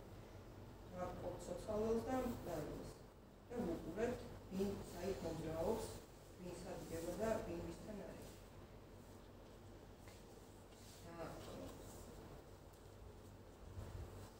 ხოლო ამაზე მინდოდა ხაზი გამესვა, რომ რამდენი გადაცვლილი აპოტირებული თუ მოშლილი ბავშვის არსებობის სისტემაში, ყველას მათ თანაბარი ადგილი უნდა მიეცეთ სოციალებთანაც და იმათთანაც, ვინც მოახერხებს, რომ ეცხოვრა. ესეც ძალიან მნიშვნელოვანია. აი მაგალითად თუ ხარ მესამე შვილი და შენ წინ ვინც იყო გარდაიცვალა მეორე და იმის ადგილი დაიკავენ და რეალურად შენ გამოდიხარ მეორე. ეს რამეს გირევს ანუ მისი ადგილს იკავ თუ რა არის ეს? თუ შენ იკავებ ის ადგილს, ანუ მეორე უკვე შენ ხარ. აი მაგალითად მე პირობითად ვყავდა ძმა და ის იყო მეორე. ის გარდაიცვალა და ახლა მე მესამე აღარ ვარ მეორე შვილი. ხო და რამეს ცulis ხო ანუ მესამე ვარ. იერარქიაში შენ წინ არის, არ აქვს მნიშვნელობა. მაგრამ თუ არ იცი იყო ის რეალურად თუ არა? თუ არ იცი რომ ის იყო, მაგრამ შენ ცხოვრებაში რაღაცები ისე არ მიდის, როგორც გინდა რომ მიდიოდეს, ანუ აი გაქვს იმის განცდა, რომ შენ ცხოვრებაში ისე არ არის. მაშინ ამაში ჩახედოს აზრი აქვს. ამას უკვე ფასილიტატორი აკეთებს და არ აკეთებს, იმიტომ რომ რეალურად ვერ შეიძლება რომ ამის შესახებ ცნობიერი ცოდნა. უნდა ამოფიქრო ის. აბორტირებული შვილებთან დედის ურთიერთობაში დედამ უნდა დაინახოს ისინი და უთხრას რომ თქვენ ჩემი შვილები. ერთგვარად ეს პროცესი მართლმადიდებლურად ცოტა იმას გავს ახსარების თქმას. არ შეიძლება ვიღაცასთან არ მიფრინდი იმას არ უცხო და უნანი ბანიო, მაგრამ აღიარო რომ კი ეს მოხდა, ეს შენ დააშავე, ან ეს შენ დაგიშავე, ეს აპატია თუ სხვა საკითხი და თქვა რომ ეს ამებს ადგილი ქონდა. ეს ფაქტები იყო და არის. და თამაში ვიღაცაში და ერთგვარად ეს სიმშვიდეს განიჭებს რა. უდელი იყო ხალხო, ან კათოლიკე და უდელი იყო. ხო, ანუ ძალიან ბევრი მისი იდეა ეხმიანება ქრისტიანობის იდეას. დავუშვათ არის ასწავლიანი რომლის იერახსად არის რა რომლის წინაპრებმაც ვიღაცებმა რა ფსიქოლოგიურად დაასრულეს სიცოცხლე. მაგრამ მამან არ იცის ეს ამ ადამიანმა. ეს ასე მოხდა. შეიძლება ეს ამკოლებდეს მის შეიძლება, მაგრამ ყოველ შემთხვევაში უნდა ანალოგია თვითონ უნდა მივიდეს სპეციალისტთან და დავუშვათ მამიდეს და ამიდეს და დამიდეს არა აქ შეიძლება არსებობს რამე კონტექსტი, რა კონტექსტითაც ეს შეიძლება ეხებოდეს სხვა ოჯახის წევრს, ანუ მისი ეს მდგომარეობა მაშინ კი. მაგრამ მისთვის არ ხდება სისტემური განლაგება, როგორც პროცესი ხდება მხოლოდ კლიენტისთვის. აი კლიენტთან თუ არსებობს რამე მიმართება, მაშინ კი შეიძლება იმისი რაღაცა ნაწილი გამოვლინდეს. თუ არა, რა. შედეგები დგება სავალალო. ვთქვათ, აი რაღაცა გვარი წდება. წდება ავადმყოფობები, დამოკიდებულებები, რა ვიცი, ნარკომანია, ფსიქიკურიაში, აი აღარ გრძელდება რა, ეს ნიშნავს იმას, რომ რაღაცნაირი დეგრადაცია მოხდა ამ სამი კანონის დარღვევის და გამო. არნიშნავს, რომ ეს ადამიანები ცუდები არიან და ეს ცნობიერად გააკეთეს და რაღაცა, მაგრამ მიზეზები არსებობს იმისა, რომ შეწყდეს კონკრეტული მიზეზები ყოველთვის არსებობს, რომელიც ჩვენამდე ბევრად ადრე იწყება. ანუ რაღაცა არა, სხვა სისტემური ტრავმებიც არსებობს, სხვა მარტო მკვლელობა არ არის, აი სხვა სისტემური დამახინჯებები არსებობს, რომელსაც საბოლოო ჯამში მივყავართ იქამდე, სადამდეც მივყავართ და ამას ფსიქოთერაპია არ შველის, ამას სჭირდება, აი მაგიტო არის სისტემური სამუშაო. ერთ-ერთი ფორმა, ეგ არნიშნავს იმას, რომ სხვა მეთოდები ამით კნინდება, ან საჭირო აღარ არის. რაღაცა სიმპტომი რო გააქვს, ხო, რა ვიცი, ფსორიაზი მაგალითად, ეგ არნიშნავს იმას, რომ სისტემური განლაგება ამის განკურნების შესაძლებლობას მოგცემს. არა. აუცილებლად სჭირდება ექიმი, თუ რაღაცა ბრმა დეპრესიაში ხარ, აუცილებლად სჭირდება ფსიქოთერაპევტი და აუცილებლად სჭირდება ფსიქიატრი, წამალიც აუცილებლად სჭირდება. ეს ყველაფერი სჭირდება, მაგრამ ეს არის ერთ-ერთი დამხმარე მეთოდი, რომ ამ სიმპტომის საფუძველს ჩაწვდე. ანუ საიდან დაიწყო? ანუ მარტივად ვთქვათ, აი ავტოიმუნური დაავადებები მაგალითად მე უფრო მიმდევრობა გიჩნდება ამ დაავადების მიმართ. კი, შეიძლება შენი დამოკიდებულებაც შეცვალო ამის მიმართ, ან გაიგო საიდან შეიძლება დაწყებულიყო. აი ავტოიმუნური გამახსენდა ხა და მაგაზე გავაგრძელებ. ხშირად მოდის იქიდან, რომ ადამიანი საკუთარ თავში ვერ იტევს დედას და მამას ერთად. იმიტომ რომ დედა და მამა არიან ძლიერ კონფლიქტში ერთმანეთთან და ორივეს ადგილი ერთად არ არის რა, ანუ ან ერთი მყავს, ან მეორე მყავს. ხო, ანუ შეიძლება გამოვლინდეს რაღაცა arthritis ან რაღაცა, არ ვიცი, არა, გარდაცვლილზე არ აქვს მნიშვნელობა, ველმა არ იცის ადამიანი მკვდარია თუ ცოცხალი. ხო, ანუ რომელიღაცის მიმართ ვარ ლოიალური მხოლოდ. მამამ დედას აწყენინა, მამა ცუდია, ამ დროს ენერგია მემჭირდება ორივესგან, ამაზე გვექნება სავარჯიშო ზუსტად. ძალიან მნიშვნელოვანი არის, რომ აი სიცოცხლე მივიღოთ იმ ფასათაც ის მოვიდა ჩვენთან და გადავცეთ. აი მე მაგალითად მაგალითი, ჩემი დათანის შვილს დაემართა ვიტილიკო. მათი განქორწინების მერე. აი მა რა უნდა ქნას? მაგენეგიეს რანაირად ანა. იმ ბავშვმა არაფერი არ უნდა ქნას, ბავშვებთან ცოტა მუშაობს, მაგის კომპეტენცია მე პირადად არ მაქვს, არ ვიცოდი ეს მექნება თუ არა. მაგრამ თქვენმა დაქალმა შეიძლება რომ იმუშაოს იმაზე. ის აღარ აღიდგება. რა? ანუ ვიტილიკო არ აღიდგება. რემისიაში შეიძლება აღარ განვითარდეს. ანუ რაც შეიძლება გავაკეთოთ. ხო?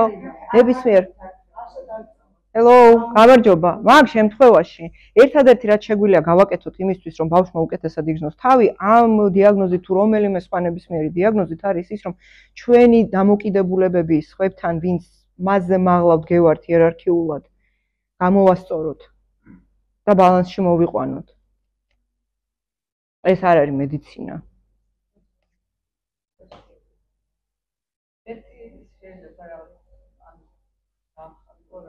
რა თქმა უნდა. კითხვა უბრალოდ, ანუ რამდენად ეს ექვემდებარება. ანუ დაუშვათ არის ბებია და ბაბუა, ხო? ამათ ყავთ შვილი 4. 1 ბიჭი, 2 ბიჭი, 1 გოგო და 2 გოგო. ეს გარდაიცვალა, ამას ყავს გოგოები. და ნუ ამასაც ყავს გოგო ბიჭი. ანუ აი ამისი შვილი დაუშვათ რაღაცა კონფლიქტის და რაღაც მიზეზების გამო გარიყეს ამათმა შვილებმა. აი ამ შემთხვევაში რაიმე გავლენა შეიძლება ქონდეს და არ აღდგება ურთიერთობა. გავლენა ვისთვის? აი ამათვისაც იქნება გავლენა. არა, ამათთვის რო იქნება გასაგებია, მაგრამ ანუ რამდენად ცუდია ამის, ანუ ესეთი დაშორებაც კი, ანუ ამ სისტემაში ეს ენერგიები ისევ აღსადგენია, ანუ ეს არის შეკითხვა გავიგე ამ ადამიანმა. აუცილებელია, ანუ ანუ ამ სიგრძე სისტემაში აქ შეიძლება რამე ის მოხდეს? ესენი ხო ერთი მასზე არიან, ანუ ხო. ეს ხაზი სადღაც აქ არის გაწყვეტილი. ეხლა ამ ადამიანმა რაც შეიძლება თავისთვის გააკეთოს არის ის არა ეს ადამიანი აკეთებს რაღაცას თავისთვის დაუშვათ, მაგრამ ხო ამ ადამიანს შეიძლება დააგროვდეს თეორიულად პასუხობთ ხე, იმიტომ რომ ყველა кейსი არის კონკრეტული. რა თქმა უნდა აქ ეს რახან მოხდა გაისა აქაც მოხდა რა, ანუ ეს არის ცალკე. ნუ შტო გაიხლიჩა. ხო, ნუ ანუ აი ამასა და ამან რო აღადგინოს დაუშვათ რაღაცა ბალანსი გააკეთოს, ამათზე იმუშავებს, ხო? კითხვა არის ესეთი. რეალურ ცხოვრებაში რო აღადგინონ კონტაქტი, ეგ იქნება იდეალური, რომ ყველამ ერთმანეთი დაინახოს. თუმცა, აი ამ შტომ ამ შემთხვევაში ისევ და ისევ ძალიან ზედაპირული და ისეთი პასუხია რა. ხო, რა თქმა უნდა, მაგრამ ანუ ამ ხელა რაც შეიძლება თავისთვის გააკეთოს, კი როგორ არ მუშაობს. თავისთვის გააკეთოს ის, რომ გააკეთოს განლაგება, აი რას გავაკეთებდი ის უცებ ამათ დავაყენებდი და ამ ეს იტყოდა, ის რეპრეზენტატორი იტყოდა, რომ მე თქვენ ხედავთ და მე თქვენი ნაწილი ვარ. ანუ ესეთი სიმბოლური სისტემის აღდგენა მომხდარიყო ამის მხრიდან. გაცნობიერებულად ეს აღდგენა არის, რომ ურთიერთობა არის. სისტემური განლაგება არ მუშაობს ცნობიერ დონეზე. ანუ რაღაცეები აქ საერთო ველი იხსნება, ანუ იხსნება ველი რეპრეზენტატორების თუ ისი რა ქვია, სათამაშოების მეშვეობით დაიხსნება აი ამათ შორის ეს საერთო ველი. რომელშიც ესენი კი არ იქნებიან, მაგრამ იქნებიან ვიღაცეები, ვინც ამათ წარმოადგენენ, ხო? ანუ ენერგია გამოვა გარეთ რა. შემდეგ აი ეს ენერგეტიკული დარეგულირება მოვა, კონფლიქტის დარეგულირება შეიძლება მოყვეს ამას შემდგომში, მაგრამ ამ ადამიანისთვის და მისი შტოსთვის, რა ის შემდეგ აღარ გადმოვიდეს, თქვათ, მის შვილებზე ეს რაღაცა გარიყულის ენერგია, რა ის სადღაცა გაწყვეტოს. მოხდეს ამის სიმბოლური აღდგენა. გარიყულის ენერგია, რამდენად უარყოფითი ენერგია, ანუ რამდენად ცუდ გავლენა შეიძლება მოხდეს. არ ვიცით, ნუ ხა კაი ენერგია ხო არ არის. შეიძლება მას არ აწუხებს და პირიქით ძალიან ისეთი შეიძლება შულს შეაწუხოს.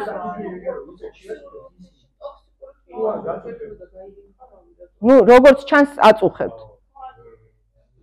ანუ შეიძლება მაღალი იმუნიტეტი ქონდეს და არ გაწუხებდეს. ცირა ცნობიერ დონეზე თუ მე უარყოფ, რომ აი კი გამრიყეს და ამათთან ურთიერთობა არ მაქვს და არც მაწუხებს ეგ. სიტყვების უკან რა ენერგია დგას მაგას ვუყურებ. ანუ ესეთი ისტორიები შეუძლებელია რომ გულგრილი იყო ამის მიმართ. სისტემაში ეს არის სისტემური ტრავმა. კი, არის, ხო და სისტემური ტრავმები არ ხება უკვალოდ რა. ანუ ეს არის ის, რაც შემდგომში მძიმე სიმპტომატიკას იძლევა ამა თუ იმ დონეზე. მიკუთვნების კანონი. ყველას აქვს ადგილი სისტემაში, ვინ სისტემაში მოვიდა დაიბადა თუ სხვა კი, რა თქმა უნდა, კი. სისტემა მარტო ოჯახურად შეხვდება კი ბატონო, ვართ. საქართველოს სისტემაა. უფრო დიდი სისტემაა. სახელმწიფო არის უფრო დიდი სისტემა. ორგანიზაციაც სისტემაა, აი ორგანიზაციული განლაგებები ცოტა სხვანაირად მუშაობს, მაგრამ იგივე პრინციპით მუშაობს რა. ანუ ცოტა სხვანაირად მუშაობს, იმიტომ რომ ყველა თანამშრომელი შემოდის კიდე თავისი საოჯახო დინამიკებით რა. აი დამფუძნებლის ოჯახური დინამიკა ყოველთვის ისახება იმაზე, რა ხდება მერე ორგანიზაციაში. პოლიტიკური განლაგებები კიდე ცალკე ჟანრი არის. აკეთებენ მაგას, რა გაეროს აკეთებს მაგას და აკეთებენ ამას რა. გება რაღაც აქტორები პოლიტიკური და ნახულობ ამის უკან რა ხდება, ძალიან საინტერესოა. ვინ ახავს არ გამიკეთებია არასოდეს. მაგრამ ძალიან საინტერესოა. მესამე კანონის ქვია ბალანსის კანონი. ეს თანმიმდევრულად არა აქვს ჰელინგერს ესენი, რა, უბრალოდ საიდანაც უნდა დაიწყო. ხო, კონფიდენციალობა არის ერთ-ერთი ძალიან მნიშვნელოვანი, რაც ამ სამუშაოში არის, იმიტომ რომ რა ვიკრიბებით ადამიანები და როგორც უკვე ვთქვი, რასაც ჰელინგერი ამბობდა, ეს არის ლიტურგია, ანუ ყველა მუშაობს ერთი ადამიანისთვის, რომ ის პრობლემა მოგვარდეს. მერე ამის მოყოლები, რომ იმასთან ესე იყო, ამასთან ასე იყო, გარჩევა განლაგების მერე, რომ ესე რატო იყო და ეს რაღაცა ჩემთან არ არის. იმიტომ რომ ეს არის ის ენერგია, რომელსაც განლაგების ბოლოს კლიენტი აიღებს და წაიღებს თავისთვის. და აი ეს მთელი ეფექტი მან უნდა წაიღოს და ეს ენერგია თუ კი ვილაპარაკეთ, ნუ გაიფლანგება.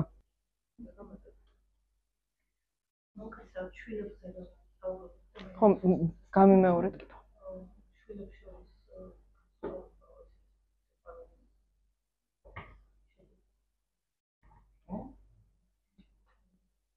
კითხვა რაში? ანუ მშობლის მხრიდან შვილებს შორის განსხვავება გოგონია და დაიწყებს რაღაც ერთი შვილი უფრო შესაძლებელი არა და მე შეძლებ. არა, ისტორიის გაგრძელებათ, რომ აი, თქვათ, ერთი შვილი უფრო მეტად უყვარს და მეორე შვილი ნაკლებად უყვარს. ნუ ხო თავის გავლენა ამას აქვს, როცა მშობელს შენი დაძმა უფრო მეტად უყვარს ვიდრე შენ.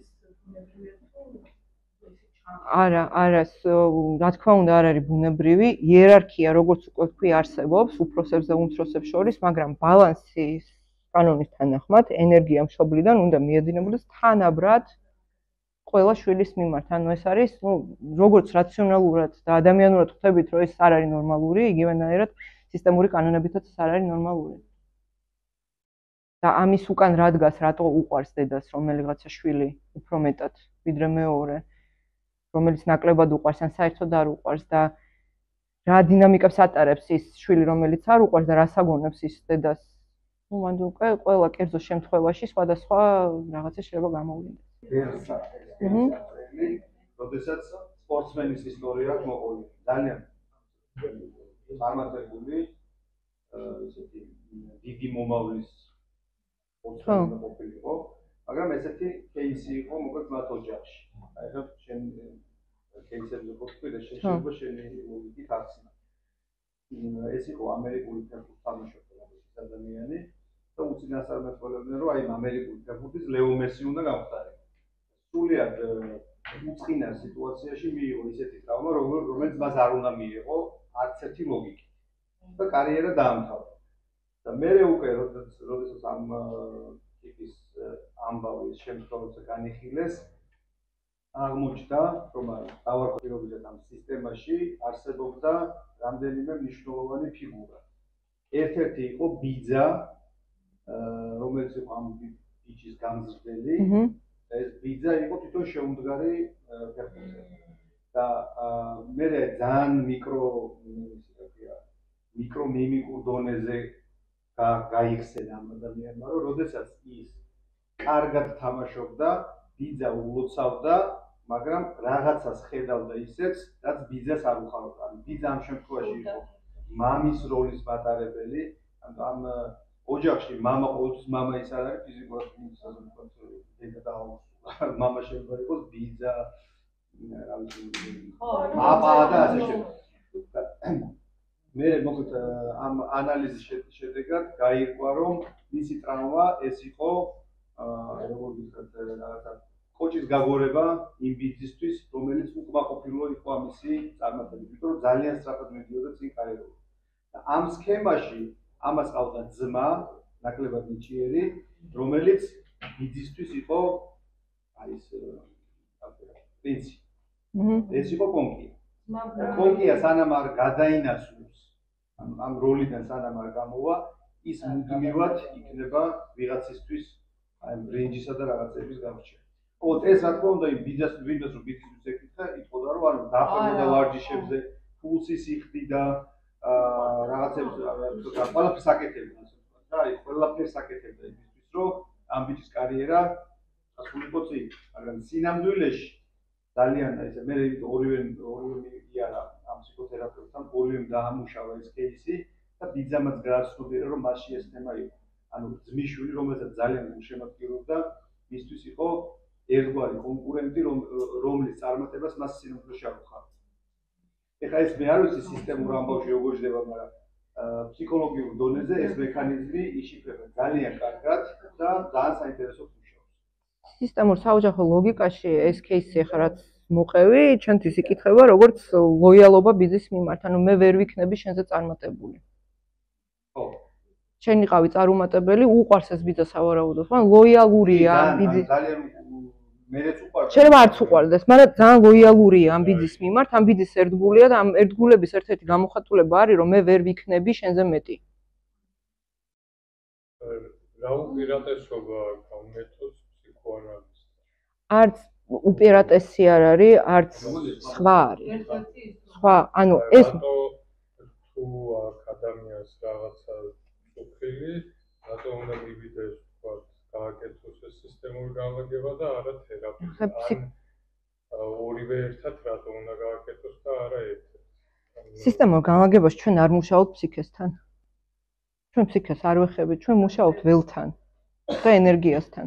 ანუ თქვენ ამბობთ, რომ ესეთი თუ ფსიქოთერაპია გაიარა, ის საკმარისი ვერ იქნება ის სხვა არის. აი სხვადასხვა. ნებისმიერი ფსიქოთერაპია მუშაობს, ხოჭერს გეშტალტში არსებობს ველის ცნება და მეტი არც არსად. გამახსენდა, რა кейსი უნდა დაიხუროს აკაცის არის. კი, ანუ ველს ვხურავთ ბოლოს, ანუ განლაგების ბოლოს დასაწყისში ველს ვხსნით და ბოლოსში ველს ვხურავთ. რაციონალურ დონეზე არ მუშაობთ ჩვენ. არ მუშაობთ აზრებთან. ანუ აი ფსიქოთერაპიაში ხო აზროვნებით გადიხარ იქ სადაც გადიხარ, ხო? აქ რაციონალიზაცია საერთოდ არ აქვს არანაირი მნიშვნელობა. არა მარტო ვაზე მეტაფორები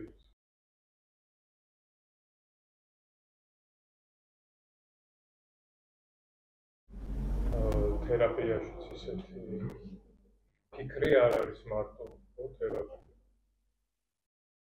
ну, გავრცელებული თქვა ვიღაცის მაგივრად საკუთარ თავს წერეს ხო არ არის რაციონალური მდგომა რომ სიმბოლური აქტია კი ხო და აი ნახეთ სისტემურ განლაგებაში ჩვენ ვარ შეწყვეტილი ადამიანი რატომ ვირჩევ ერთს ან მეორე ჩვენ ვუსმენთ იმას რა დგას სიტყვების უკან, რა ენერგია დგას სიტყვების მიღმა. ფსიქოთერაპიაში ვუსმენთ იმას, რას ამბობს ადამიანი. სისტემურ განლაგებაში ადამიანი როცა მოდის და თავის მოთხოვნას აყენებს, რომ აი რაღაცა თავის ისტორიას ყვება და მინდა ეს. შეიძლება ერთ რაღაცას ამბობდეს, მაგრამ ენერგია მოდიოდეს სხვა. ანუ ფასილიტატორი, პრაქტიკოსი მუშაობს თავისი ყურადღებით და თავისი სხეულით. სხეულით მუშაობთ ჩვეულებრივად და არა რაციოთი, რაც უნდა გათიშო. და გაყვე იმას, რაც მოდის ველში. მაგალითად, კიდე ერთ მაგალითს მოვიყვან, როცა კლიენტთან მუშაობ, მის სისტემას უერთდები. ანუ ფასილიტატორი შედის მის საოჯახო სისტემაში და ის არის ყველაზე სისტემურად დაბლადგება. როგორც აი ეს იერარქიაც არსებობს, ანუ უკვე ის რა ქვია, ჩვენ როგორ მუშაობთ ამას ვყვები. შენ ხარ უკანასკნელი იერარქიულად ადამიანი შენი კლიენტის სისტემაში, ანუ ვერც რჩევას ვერ მისცემ, ვერც არც არანაირ განსჯაში არ მიდიხარ, არც ფიქრობ, რომ აი ამას რო ამბობს ეს რას შეიძლება რომ ნიშნავდეს, ანუ სულ სხვა რაღაცაა. ის რომ ეს ნაწილობრივ არის ფსიქოთერაპიული მეთოდი, ჩემი განსჯით ეს არის ის, რომ იმ პერიოდში უბრალოდ მე-20 საუკუნის შუაში ფსიქოთერაპიული ასოციაციებისგან ვალიდაცია თუ არ ქონდა რაღაცა მეთოდი, ის მეთოდი არ არსებობდა. და როგორც უკვე ვთქვი, ბოლოს ჰელინგერი იძახდა, რომ ეს არის პრაქტიკული ფილოსოფია. ეს რომელ წლებში ცხოვრობდა?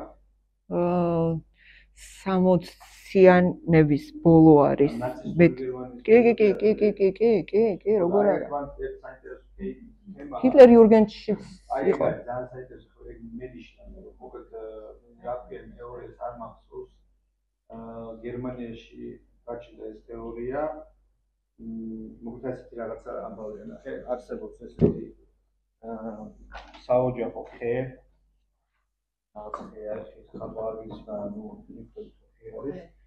და თუ საოჯახო ხეს გაუჩნდა პირობითად ჭია, რომელიღაც ტოტი ხმება, ანუ ხე იძლევა ნიშანს, რომ უნდა გახმეს. ესე იგი, ეს ნიშანი ამ თეორიის მიხედვით არის, როდესაც ამ საგვარეულო ამბავში ჩდება თვითმკვლელობის кейსები, ჩემს ამბავს არ ვყვები, ამის თეორიას ვყვები რა, უბრალოდ ესე იგი, ჰომოსექსუალური кейსები, გამოვლინებები, ფსიქიკური აშლილობის ამბები და რაც უფრო მეტია, მათემატიკურად ითვლიდნენ, მით უფრო მეტი ის იყო, რა ქვია, მინიშნება საიმისოდ, რომ ხე უნდა გახდეს. კიდე ერთ-ერთი ამბავი იყო, თქვა, ბევრი გოგო იბადებოდა ამაში, რა ქვია, ამ შტოში. ხო, მოკლედ აი ესეთი რაღაცებს ითვლიდნენ ხოლმე. შესაბამისად, ნაცისტებმა ეს თეორია გამოიყენეს იმაში, რასაც გამოიყენეს. ანუ ხეების გამოხშირვა ხდებოდა მაგ ლოგიკით. მე როგორც საბჭოთა კავშირიც იყენებდა ტექნიკას, რაღაცა ესეთი აპროტოგენსავით, სადაც ამ ლოგიკით ადამიანებს უბრალოდ კლავდნენ. ანუ ევგენიკა. ნუ ევგენიკის წინა ამბავი. ხო და ეს თეორია რაღაცით ამასთან ახლოს არ არის, იმიტომ რომ უსმენდი ეს გამახსენდა პირველად, იმიტომ რომ დღემდე ყავს ამას ძალიან ბევრი მიმდევარი. ამ თეორიას რა ქვია? ვერ გავიხსენე სახელი ფაშისტები იყენებდნენ ამას, მართ ფაშისტები არის საბჭოთა კავშირის იყენებდა ამას ძალიან.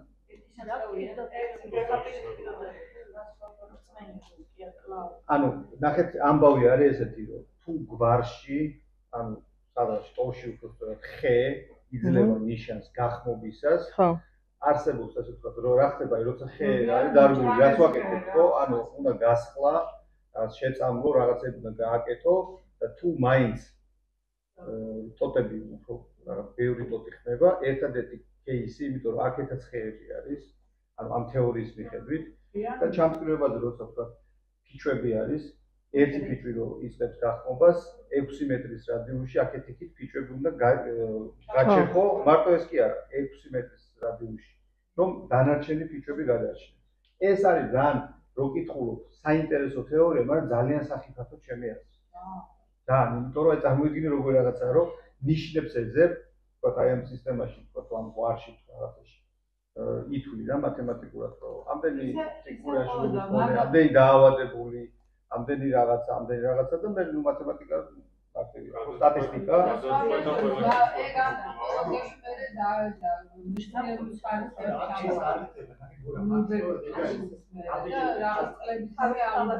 მე არ ვიცი ეს თეორია. სისტემა, ანუ თქვენ უყურებთ სისტემას როგორც აბსტრაქტულად არ არის. სისტემა არის ჩემს გარშემო. ამიტომ მე ვარ სუბიექტის გარშემოა, მარტო სისტემა არის მარტო მის წარმოსახვა.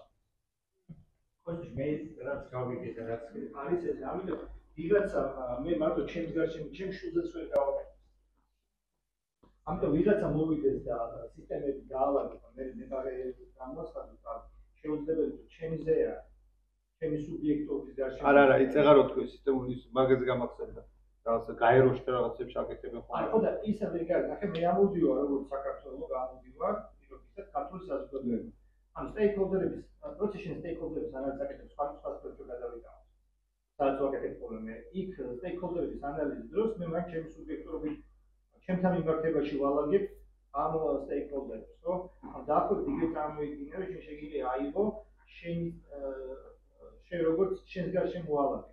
ეს არ ნიშნავს, რომ ვიღაცა კარგი ან სული. უბრალოდ სტეიკჰოლდერია რა. ეს შენ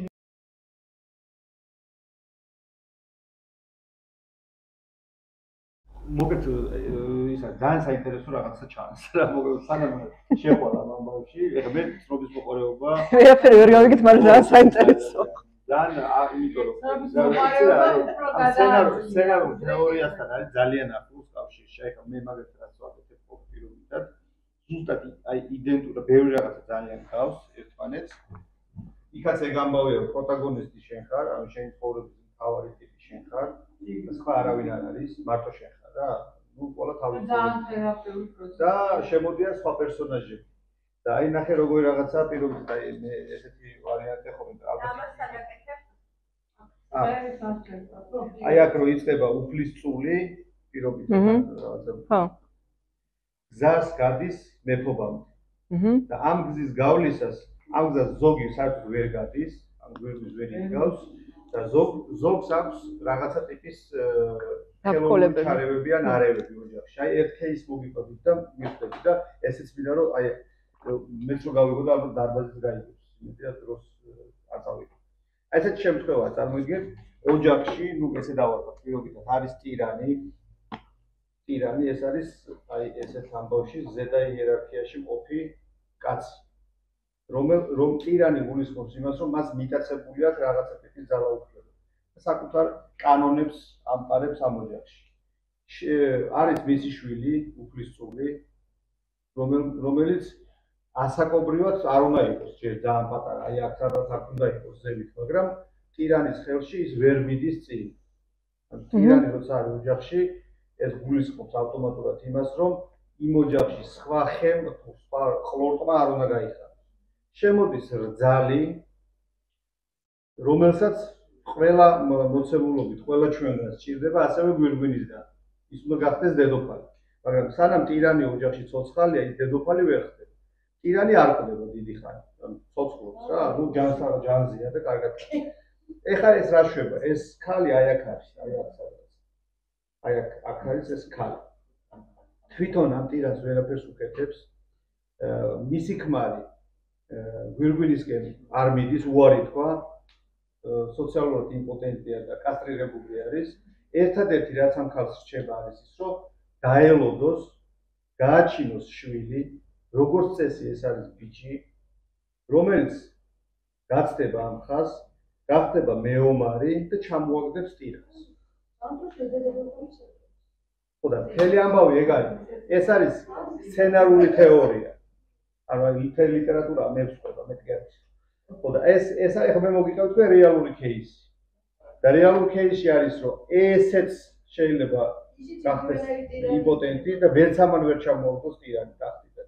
და ეს რას აკეთებს? მიდის მონასტერში, ან ხდება თვითმკვლელი, ნარკომანი ან მაფიოზი ან რაღაცა და უარს ამბობს ამ ამბავს. ან გადის საერთოდ აქედან. ანუ ეს ადამიანი ბავშვი მთელი ამ სისტემის დინამიკას ატარებს თავის თავში, ანუ მაგისტვის არის ეს ტიპი გაჩენილი. ხო, რომ მთელი ეს სიმძიმე აიღოს საკუთარ თავზე. იმიტომ რომ ის ვერ გახდა მეფე და იმიტომ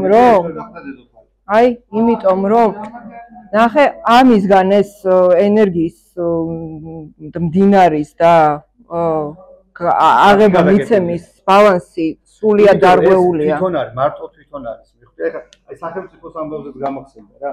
სახელმწიფო სისტემაშიც იდენტურად მუშაობს. აი ეხაც ჩვენ ეს მიდრე პროცესები მოარი. თუ ამბობდი ხოლმე რომ ანუ თქვა თუ ლოგიკურად ამ სქემაში პირობითად სათავეში არის ტირანი. ერთადერთი ამბავი რაც ტირანს ტახტიდან აგდებს, აი მისი გარემოცვის წევრი, რომელსაც ის შემოუშვებს, ასე ვთქვათ, თავის ველში, ან იმამ უნდა ჩამოაგდოს, ან სხვა სახელმწიფოდან მოდის ვიღაცა და ის აგდებს ტირანს. სხვანაირ ტირანს არ უნდა მოკვდეს რა, ნუ მესამე გზა არ არის. ხო და ეს არ ვიცი ახლა ოჯახურ სისტემაში და რაღაცაში როგორ უკანი ამ შენ ამბავში როგორ არის, მაგრამ ჩემ შემთხვევაში მე ამას როგორც ამაზე ერთი გამაგების გაკეთება ის საინტერესო იქნებოდა. ამაზე? ძალიან მაგარი. ანუ ყველა ჩვენგან ეს არის ამ პრინციპი ამისი არა, მოცემულობა არის ესეთი. ყველა ადამიანი დაბადებულია იმისთვის, რომ გვირგვინი დაიდგას. და როცა გვირგვინს ვერ იდგა, ვერ ეხება უკვე ეს პროცესები. მიხდი აი მერე ირევა ეს სიტუაცია. მთელი აი რა ვიცი, შექსპირი მაგალითად ამაზე და სხვა არაფერს. ვთქვათ, ნახე. ეს მე რაღაცა თქო. გეფხისტყაოსანი შემიძლია ამ სქემით მოგიყვეთ და ძალიან მარტივად ყველაფერი. ეს სიტუაცია რომ წარმოვიდგინოთ, როგორ შეიძლება განლაგების გაკეთება. აქ შეიძლება გაიჩითო მოქალაქე, აი ამ სამეფოსი და შენ იყო კლიენტი, რომ ნახო აი აქ რა ხდება. ძალიან კაი, შეგვიძლია დავგეგმოთ. დავაი. არაფერი დავგეგმოთ. შეგვიძლია გავაკეთოთ ავტომატურად, ანუ იდეა, ნახე რა კარგად ველია თქო. შეიქმნა ის, რომ კონკრეტული დღე შეგვიძლია ვთქვათ, თქვენ ვისაც სურვილი გექნებათ, თან გავიგებთ რა არის უფრო პრაქტიკაში ამბავში. მე ამ ჩემს ასე ვთქვათ ვერსიას თეორიას სიამოვნებით გაგიზიარებ და შეიძლება რაღაცა გავუგვედგეს და ტირანზე განლაგება ტირანზე. განლაგება ტირანზე. ძალიან საინტერესო ამბავია.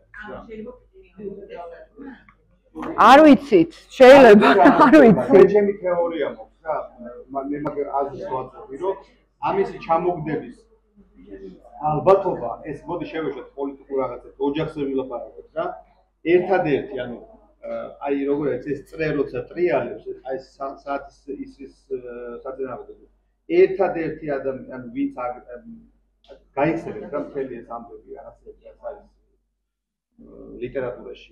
ერთადერთი აგდებს მისი უახლოესი გარემოცვიდან ვიღაც, ანუ ვისაც ის ეხმდნობა, ვისაც ის განდობილი ვინც არის ყოველთვის.